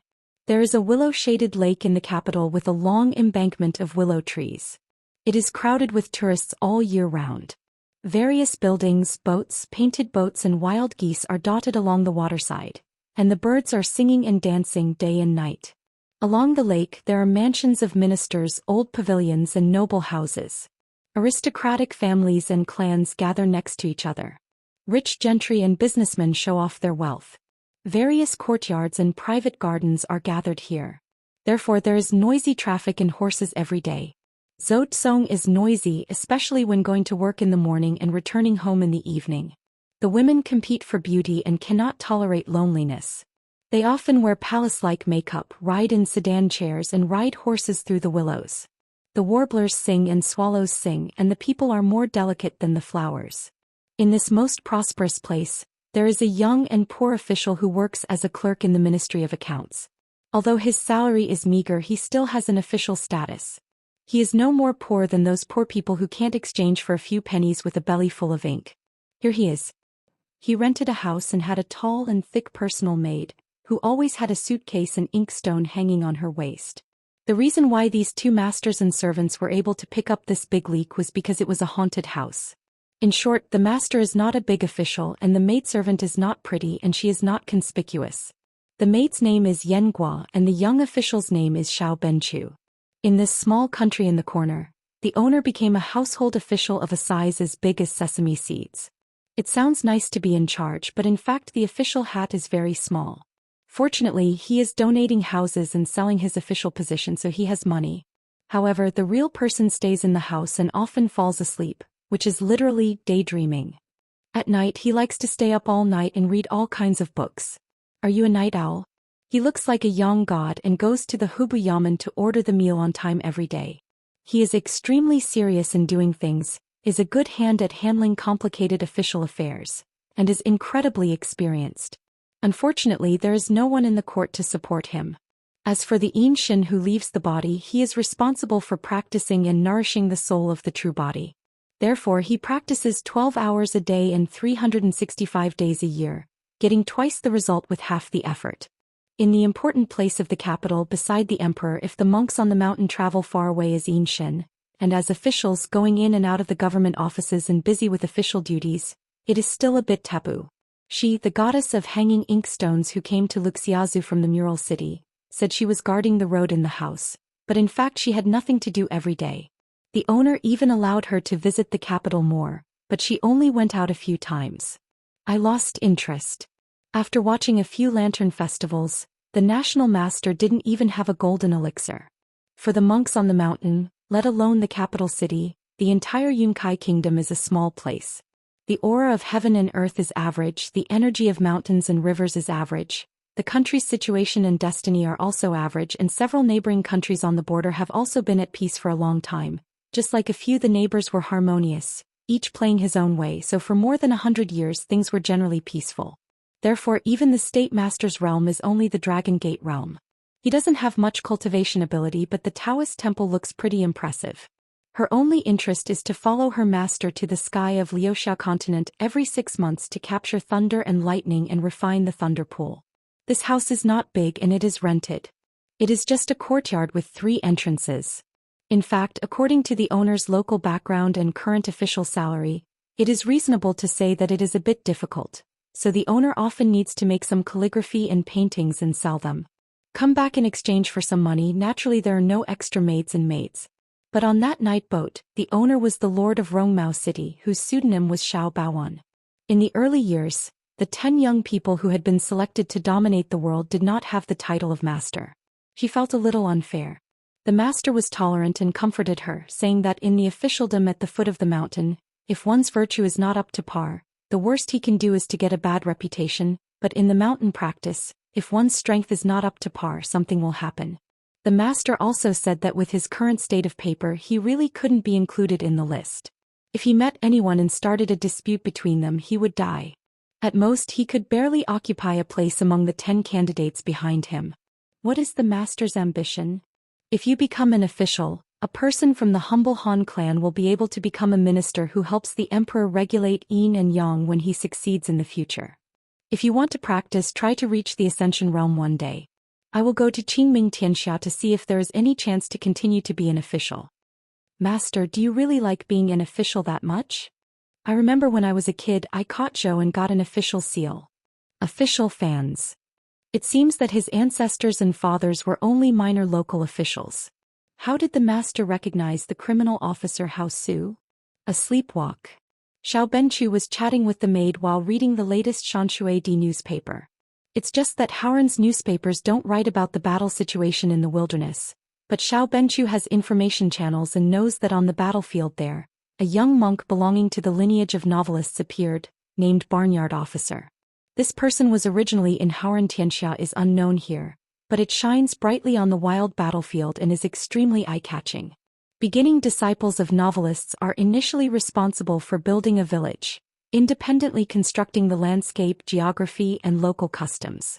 Step by step, from scratch to something, from few to many, from simple to complex, practice your skills, practice makes perfect, gradually expand the territory from prefectures, counties and prefectures to gather into a country, shape the landscape and gods, build the city god temple, Wenwu temple, Wenchang pavilion and Taoist temples wait, with the mountain tops of the Immortal family and the sects of Jianghu, eventually people, things and things will bloom. According to the preferences of each novelist, everything in the world within the jurisdiction has its own emphasis.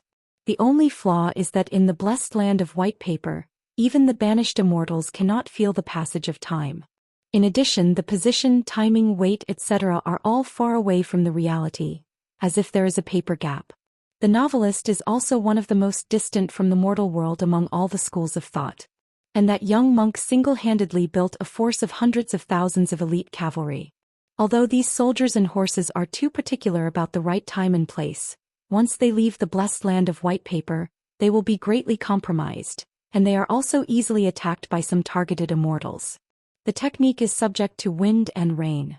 But no matter what, this move by the novelists will eventually be a feat that has never been seen in the world during the previous war. In some battlefields in the wild world, it is most suitable for temporary battles. Xiao Benchu felt a little regretful that he had never been to the wild world. In a rural school, Jiang Shangzhen, who became a teacher, was reading at night with a bowl of earthenware and a plate of peanuts. On Lulu Mountain, Xiaomili spreads out an astronomy diary. Most of the time she only records the cloudy, sunny, rainy and snowy weather every day, whether it is full of clouds or clear blue sky.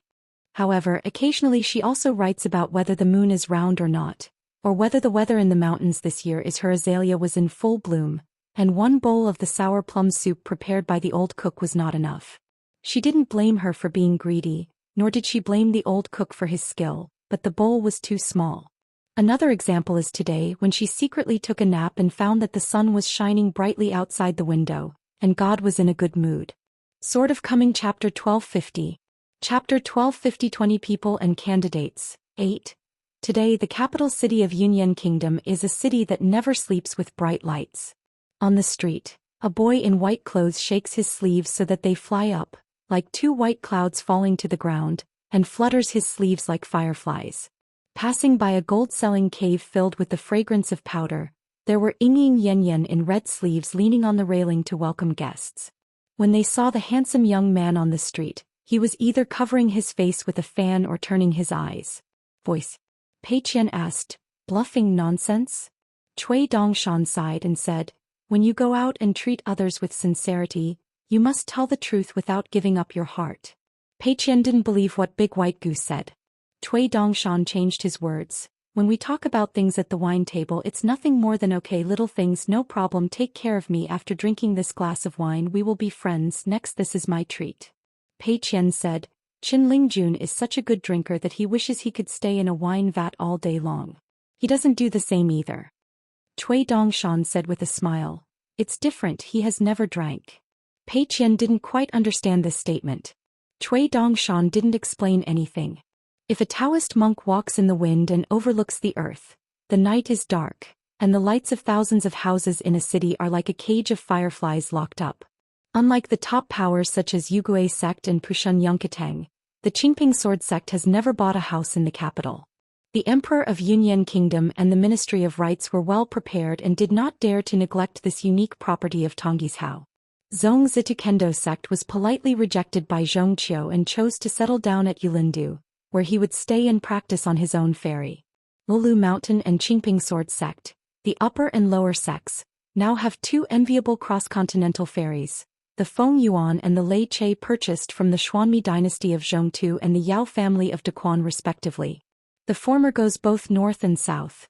The north-south trade route of Luzhou, Beipingzu and Tongyi's Hao, the latter taking the east-west trade route of Tongyi's Hao, Nampaswazu and Friazu. The division of labor is clear. The dragon boat Fan Mo, and the Tong Yin, presented to Qing Ping sword sect by Lu Kaishan as a gift, both follow the money within the continent. While running a financial path, they can also expand the influence of the sect in the countries along the way. As for the Big Li sword boat Bing Ding, it is now docked at Yulindu. Here in Tongyi's Hao, I just heard that this kind of sword boat can kill monsters like cutting flowers and grass. This sword boat was cried by sect master Cui, who was weak in the Jisa Peak ancestral hall, and was temporarily lent to the lower sect. Poor sect leader Cui always feels that he is becoming more and more unpopular in Luapa Mountain, and his husband guards him like a thief. Cui Dongshan turned his head and looked back at the city gate. Blessings and misfortunes come from the same family, benefits and harms come from the same city. Joys and sorrows are like the chirping of cicadas in tall willows. Joys and sorrows are like running water under the ice. How many flowers bloom and fall in the world in one night? The boy in white raised his gaze slightly and looked towards the city. I remember that the old stayed busy with his official duties and stayed up all night reading miscellaneous books. After putting down his books, he would occasionally come to the top of the outer city before dawn and look at the various people waiting to leave or enter the city. When they arrived at the ferry, Cui Dongshan couldn't help but feel sad when he saw the ferry. Ever since he became the hard-working and uncomplaining transitional sect master, he and Luo Shan have become inseparable. Sighing long and short all the way, he clasped his hands behind his back and walked onto the ferry. Mr. Zhong took the sword fairy embryos out to practice. Now there are only a few old ones left on the boat. Feng Xuetao, who goes by the name Qingmi, is a frequent visitor here. He accompanied Jiang Shangzhen on a trip to Lulu Mountain not long ago. He was dragged to the wild world by some idiot earlier, but when the war was about to start he was even disliked. It's a drag and will only hinder the drawing of the sword. I remember when I was in the Chinese Confucian temple, within one day I was asked about swordsmanship at the same time as a Liang. Of course Feng Xuetao himself was too embarrassed to mention it, but now it has become a feat that is talked about by the outside world. With the lifting of the ban on Jiuzhou Shanshui Di Bao, the Taoist name Qingmi has become more and more famous, almost comparable to the Nen Taoist, who became famous after the Battle of Yuanyangzu. With your own strength in the two sword-asking games one after another, the old Qingmi Immortal was not injured and unscathed. Can you do it? No matter how shameless Feng Xuetao was, he would never be able to say such a thing. Of course, it was all thanks to the encouragement of a close friend. In the past, the appearance of a new Jade Pure Realm monk in a continent other than the Middle-earth Divine Continent was not a trivial matter and could be talked about for several years. For example, Lu Laoqing of Shu Jianhu, who initially became the first Jade Purity Realm in Aquarius Continent as a wild cultivator, felt disrespectful if he was not published in many newspapers. Unexpectedly, there is now another Yuanying realm monk who has successfully entered the upper 5 realms. The newspaper is so stingy that it doesn't even bother to mention it. Cui Dongshan curled his lips and said to himself, I don't know how many new 14ers and ascendants will appear to fill the 3 huge holes. 2 local sword cultivators from the Great Wall of Sword Qi, Xing Yun and Lu Shui, were on the boat at the moment, setting up a table to entertain Feng Xuetao. The old woman's cooking skills were mediocre, so she gave up her cooking after being criticized by Xing Yun for a few words. As a result, Feng Xuetao the guest had to go to the kitchen to cook some special dishes to go with wine. Yamazawa Yeshio is mostly an all-rounder who knows how to get by. Feng Xuetao is also happy that some people don't treat him as an ascendant. Sword cultivators have a high vision, let alone a local sword cultivator from the Great Wall of Sword Qi. In addition, Feng Xuetao was in the Ascension realm, so they gathered together to chat mostly about people on the top of the mountain. In the vast world there have been a handful of well-documented new ascendants, such as the Wang Jiao of Fuyao continent with the Taoist name Shujuan, the cave master of Liuxia continent's Tianyu cave and others. Even the Qi practitioners halfway up the mountain had guessed through various newspapers and gossip that 1 or 2 new 14ers were very likely to appear in the world. We just have to wait and see who the flowers will fall on. Cui Dongshan sat down next to Xing Yun, arm in arm with the old sword cultivator. Pei Qian sat silently next to Lu Shui. The old woman had kind eyes and smiled as she helped the young woman stroke her temples. Pei Yatu is obviously a beautiful woman, but she doesn't like to dress up. Lu Shui continued the previous topic. Listening to you guys chatting like this, why do you feel that Mizua's immortal realm has suddenly become less valuable? Feng Shuetao shook his head and said, in 100,000 years an immortal realm sword cultivator will still be very valuable wherever he goes. Lu Shui asked casually, what about 10,000 years from now? Feng Shuetao smiled and said, how can you think of something so far away? Cui Dongshan said with a smile, yes, who knows about things that are so far away? Maybe by then a mountain spirit in the 4th or 5th realm will be a great demon that travels thousands of miles. A chi practitioner who is lucky enough to reach the cave realm will be, according to legend, he is an earthly immortal who has passed through the heavenly pass and is now able to live in the human world. In the eyes of the world, the dragon appears but never ends. Lu Shui raised his chin towards Feng Shuetao. Just now we were talking about martial arts. Taoist fellow Qingmi said that Chaosis martial arts is as majestic as the mountains. Looking at Qin Pingon again, it is as vast as the length of the river. Xing Yun nodded and said, Brother Feng's implication is that to truly reach the top of the martial arts, you still have to see Chao Ci. At most, we hidden officials are taking advantage of people who are also cultivators and can prove immortality. Feng Shuetao was a little depressed and chatted at the table over a small drink. Why are you so serious? Feng Shuetao glanced at Pei Qian. Cui Dongshan said with a face full of shock. It turns out that Senior Qingmi can also read and write. He can not only speak in plain language, right? Sensing Feng Zuido's gaze, Pei Qianshan smiled and said, Master himself is not confident that he can defeat Chao Ci. Cui Dongshan raised the bowl as if drinking heavily, but when he put the bowl down the height did not decrease and he smashed it with his mouth. Lu Ji may come out of seclusion in the near future.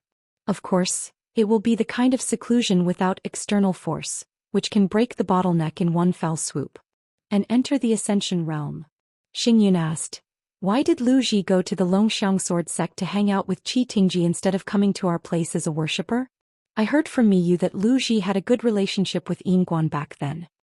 Cui Dongshan rubbed his chin. Yeah, if Lu Ji can come to our Qingping sword sect, Mida Sword Immortal won't have to run around with the title of chief, which is great. Cui Dongshan suddenly asked, Brother Feng, are you confident that you can make further progress? From now on when I am outside I can brag about how wide my connections are on the top of the mountain. I know a few big guys in the 14th realm, and I am lucky enough to have a drink with you at the same table. Liquor. Feng Shuetao felt helpless. It's just my material? It's just a piece of wood. It's just a joke for people to watch. Cui Dongshan lamented endlessly. I am so pitiful that I am inferior to human beings. In addition to Chief Zhou and the Mida Sword Immortal who lies in the sun every day, if the brothers get together to drink together one day they will probably drink. I'll hold my head and cry while drinking. Jiang Shangzhen fell from the Ascension realm back to the Immortal realm. It is obviously difficult to return to the Ascension realm. Miyu started to have a clear conscience after reaching the Immortal realm. He secretly compiled a recipe book in Luapa Mountain and told Zhong de Grandmaster is busy ordering dishes every day.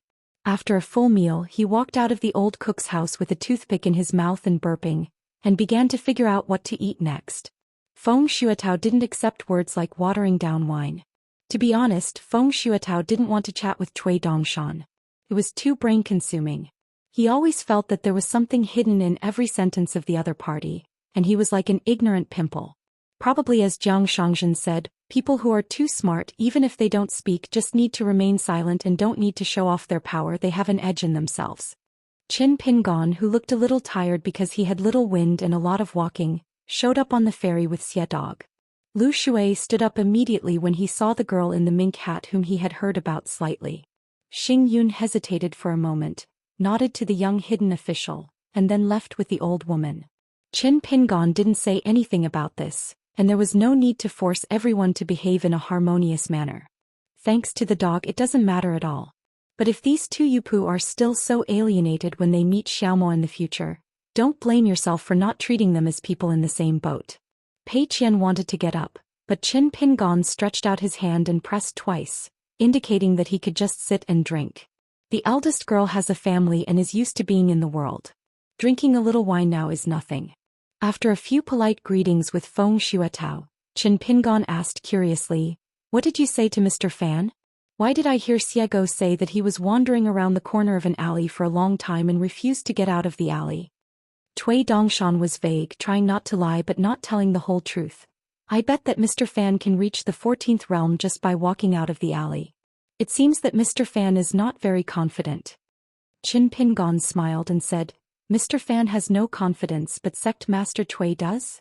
Cui Dongshan deliberately ignored the sentimental title and asked tentatively, Sir, why don't you ask the ceremonial saint for the correct answer? No matter whether it succeeds or not, Mr. Fan will definitely accept this sentiment.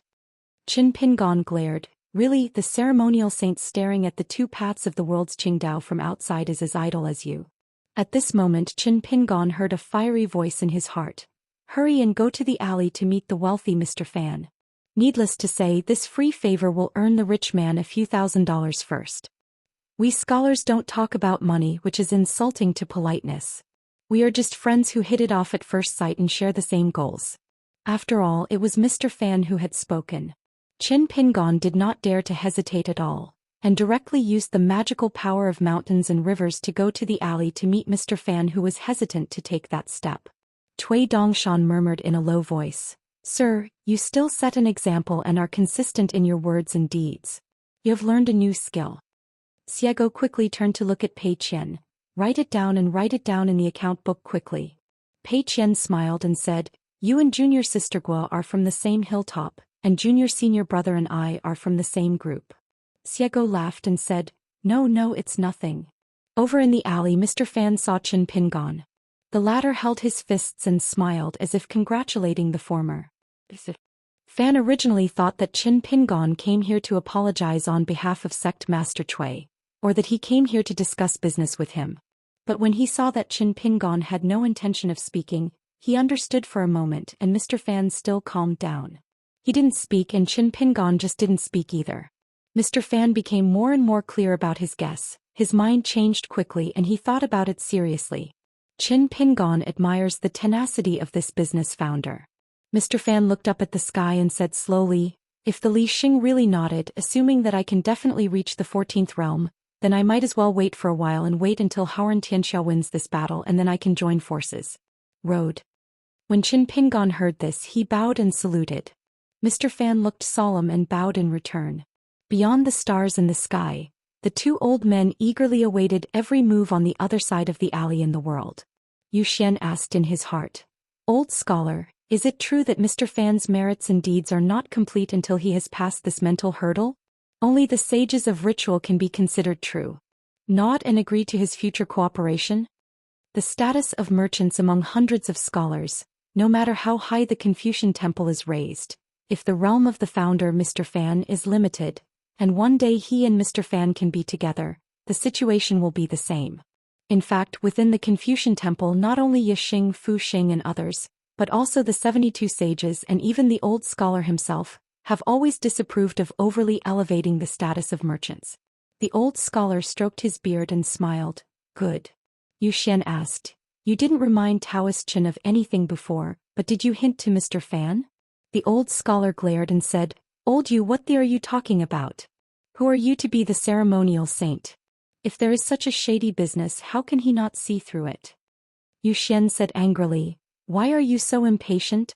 Aren't I afraid that you will add too much to the problem, which will only make Daoist Chen a bad impression with Li Xing and be misunderstood as a person who is unjust for profit? Having said this, the old master couldn't help but glance at the old scholar. It's not like he's pretending to be fat, but he doesn't have 300 taels of silver here, right? The old scholar smiled and patted Zhou Xian on the shoulder, saying nothing. In fact, the relationship between the two parties was average before. One was afraid of poverty, and the other had never worried about money in his life. How could they chat? Are you planning to even out your wealth? It's different now. The relationship between the two brothers is getting better. The two of them quickly stood up and it turned out that the Li Xing was here in person. Li Xing said, Someone once gave me a more utilitarian suggestion. The Confucian temple can either generously improve the status of merchants, but reduce the realms of the merchants' several ancestors to the immortal realm, and even ascending to the realm is a luxury.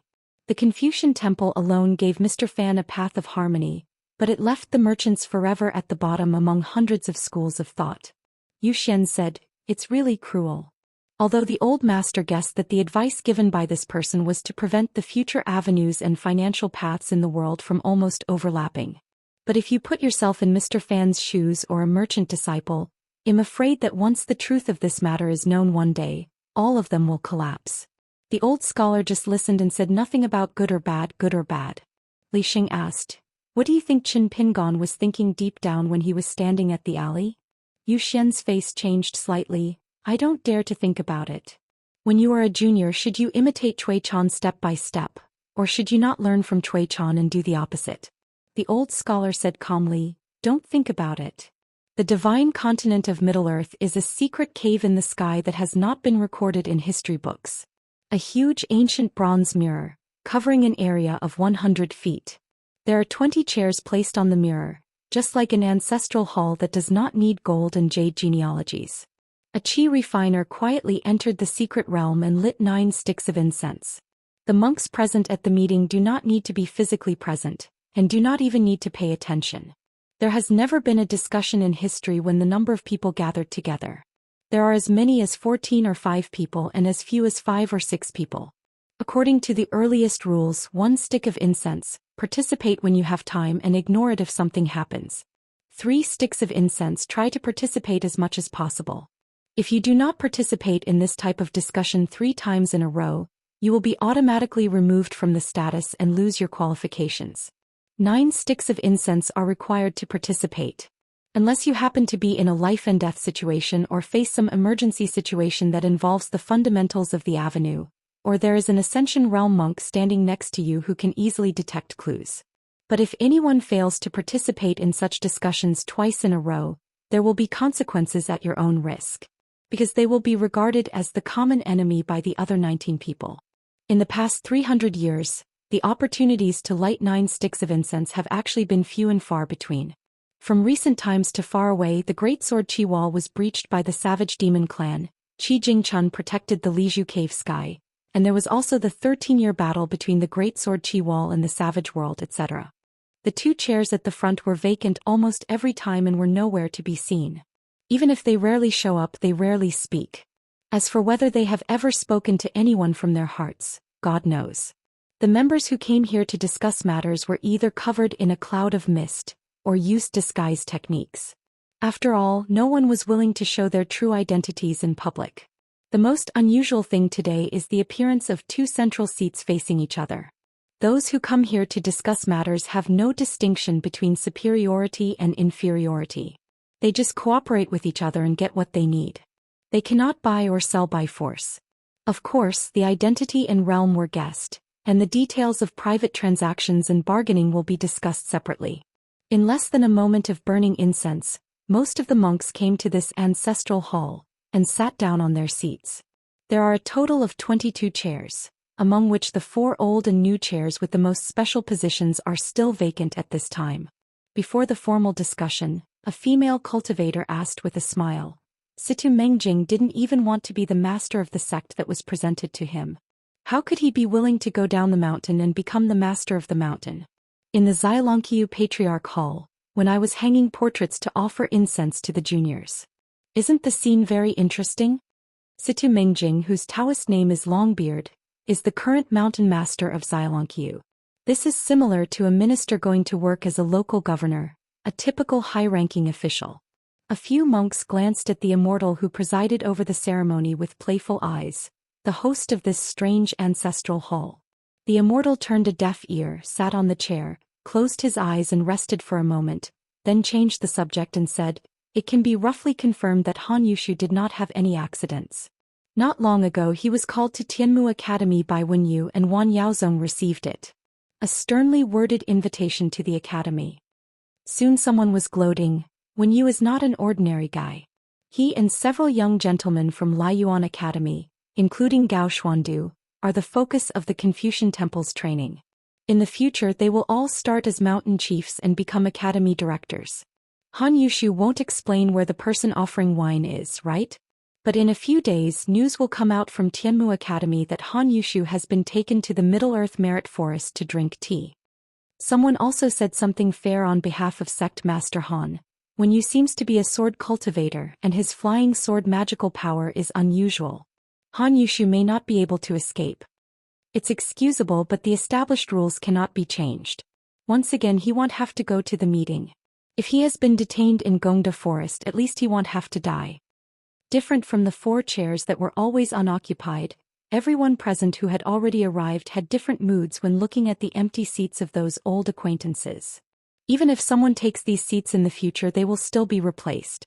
For example, Xingguan Haosu has gone to Qingming Tianxiao and is now in Baiyujing Xianxia City. What's more, Haosu voluntarily gave up his position and was replaced by his direct disciple Zhou Xian. During the last meeting, one of the items on the agenda was to discuss this matter, and it was passed. Therefore, Haosu's position will be filled by Zhou Xian this time.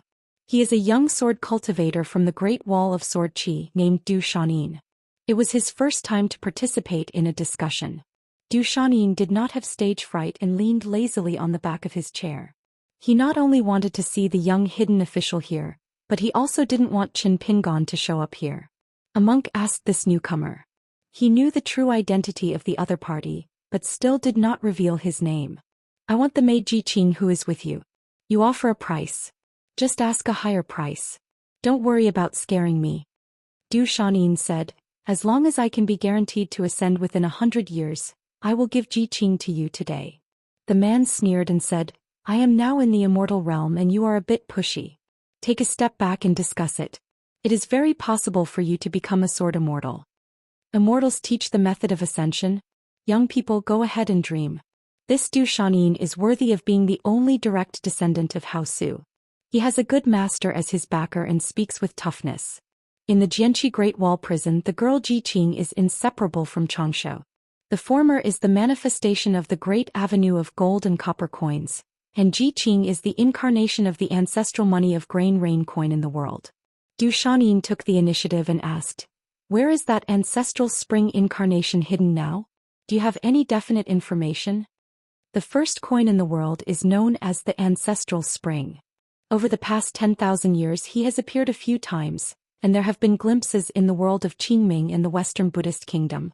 The last time he showed his true identity was before the battle of slaying the dragon, when he was discovered by the great monk hiding in the dragon palace under the sea. In the building, Zhou Xian promised his master that when he perfected his swordsmanship and ascended to enlightenment, that would be the day when the flower picker on the mountain would die. It seems that master was owed a huge favor because he received help from Baihua Paradise during his escape. Haosu went to Qingming Tianxiao and this debt naturally fell on Zhou Xian. After all, no one was willing to talk to this young swordsman because of his junior qualifications. Zhou Xian asked for trouble. His expression was as usual. Listen patiently to the news that is hard to see in the landscape newspapers. The one from Colorful World. Not long after she came to Howren World, she made another trip to Fingdu. She used her sword very ruthlessly. Naturally, he didn't dare to call Ning Yao by his first name. It is absolutely certain that Lu Kaishan of Azu has reached the 14th level. The old master from Luzhou Beiju succeeded in joining the Tao. Over in Aizhou, in addition to Lu Kaishan who successfully merged in his ancestral hall, isn't there a new 14th who will merge soon? Is it the one named Wei? There's a lot of movement over at Chuanjiao Mountain in Fuyao Island. I heard that many strange people have appeared. The mountain top of Aquarius continent has become more and more bottomless. Haha, a certain aunt who is my neighbor, I don't know how I feel now. Hey, anyway, she has a good senior brother with great hands and eyes, so I guess she won't mind such a trivial matter. It's such a lucky thing that my senior brother walks sideways. I've seen it all over the world, but there are few who can be better than her. What about Lu Sabao? It seems that I can give her a run for my money. Generally speaking, there are no taboos in speaking here except not calling the 14th realm monks by their names. However, when someone heard someone sarcastically mocking Lu Qiqing, someone else coughed a few times. There was no way, let alone the name Jing Juzhong, they didn't dare to mention it. Even if they wanted to mention Baidi City, they had to weigh it carefully. Moreover, this situation was before Jing Juzhong reached the 14th realm. Trying not to talk about people or things related to Baidi City seems to be a very tacit rule here. While they were chatting, monks came one after another to take a seat. Tianwan has always been keen on participating in discussions and always came here early, but today she arrived late. She seemed to have used some kind of secret technique. This arrogant mother-in-law rarely showed an apologetic look, explaining to everyone why she had gone to such unnecessary lengths. I have been tricked by Cui Dongshan and Jiang Shangzhen before, especially the former. He is thoughtful and vicious. He will check my soul and memory regularly. I have to be careful. The woman with her hand tied with a red string looked across at an empty spot that had not yet been filled. She couldn't help but sigh. Mr. Sun, what a pity. When it comes to senior fellow apprentices, wouldn't someone be more exaggerated? More than senior fellow apprentice, sir, or fellow Daoist, this person's own luck is not the best. Blessings are everywhere and blessings are abundant. We cannot be envious of them. A certain woman who had been listening to their gossip smiled and said, just a reminder, when you talk about the new hidden official, please be polite. Someone sneered, it's strange, you and he are not from opposing camps? Indeed, the Yingguan lineage of sword cultivators is divided into front and rear. The two owners of the Summer Palace were Shao Sun, a local swordsman who chose to betray the Great Sword Qi Wall, and then Qin Pingon, a stranger to the Great Sword Qi Wall. She smiled and said, I'm just reminding you it's your business whether you take it seriously or not. There was a Middle-earth immortal who was neither high nor low in rank. He was at war between heaven and man in his heart, and he was hesitating whether to communicate with Mr. Zheng. Oh no, it was Master Qin Shan who tipped off the news. After much thought, it seemed that there was no need to do anything extra. With the mentality of the two of them, they probably come and leave as they please. At this moment, the host Immortal who presided over the discussion stood up and said in a deep voice, today's discussion is different from the past. First of all, the owners of the 4 chairs facing each other will all show up. Secondly, we will all show up with our true faces today. If you don't want to face other people like this, you can leave now. Although everyone had their own thoughts and weighed the pros and cons, in the end no one chose to get up and leave this place. Someone was hesitant and asked a key question that no one seems to have delved into. What was the purpose of creating this place? Among the 4 empty chairs facing each other, one person has appeared on each side. Among them is a short Taoist priest who is full of majestic Taoism and holds a pocket flag. The Taoist priest has come from across the world. The Taoist priest spoke hoarsely, I never thought that my old friend would wither away like this. Reminiscing about the past has become a luxury. The other person who surprised people turned out to be Wei Shi, the master of the 72 peaks in Azu. He had almost never gone out for 3,000 years. He was standing next to the chair. He seemed to be in no hurry to sit down. He just stretched out his arm to hold the chair and smiled. I also asked this question in the early years. It seems to be due to Lu Zhangjiao's work. There are 2 chapters inside and outside, named Equality of Things and Qiwu Luan respectively. So the answer is Qiwu internally and Qiwu Luan externally. Everyone began to carefully chew on the profound meaning. A certain Taoist priest who got close to and had a relationship with the man with a playful smile in a certain place was stunned for a moment. After finally coming back to his senses, the young Taoist priest wearing a lotus crown began to beat his chest and feet and said sadly, fellow Taoists, please don't try to harm this poor Taoist. Whether you believe it or not, Pindao has never written any essays on the equalization of things or a pedestal. You are setting up a frame of reference, slandering a good person and framing Zhongliang. Pindao also has a master and a senior brother who he can rely on. To put it another way, we are still from the same hometown. When we meet on the street, we will burst into tears. How can it be like this? Lu Chen suddenly stopped talking because he noticed that the wanderer looked back with a pensive expression, looking far away into a hidden whirlpool somewhere in the long river of time. There, Jing Juzhong found a 14th realm monk who was difficult to distinguish whether he was in the present or the future.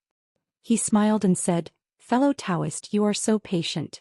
Unless we face each other, Qin Pingon would never guess that it is you. Ma Kuxuan did give Qin Pingon a good riddle in this matter.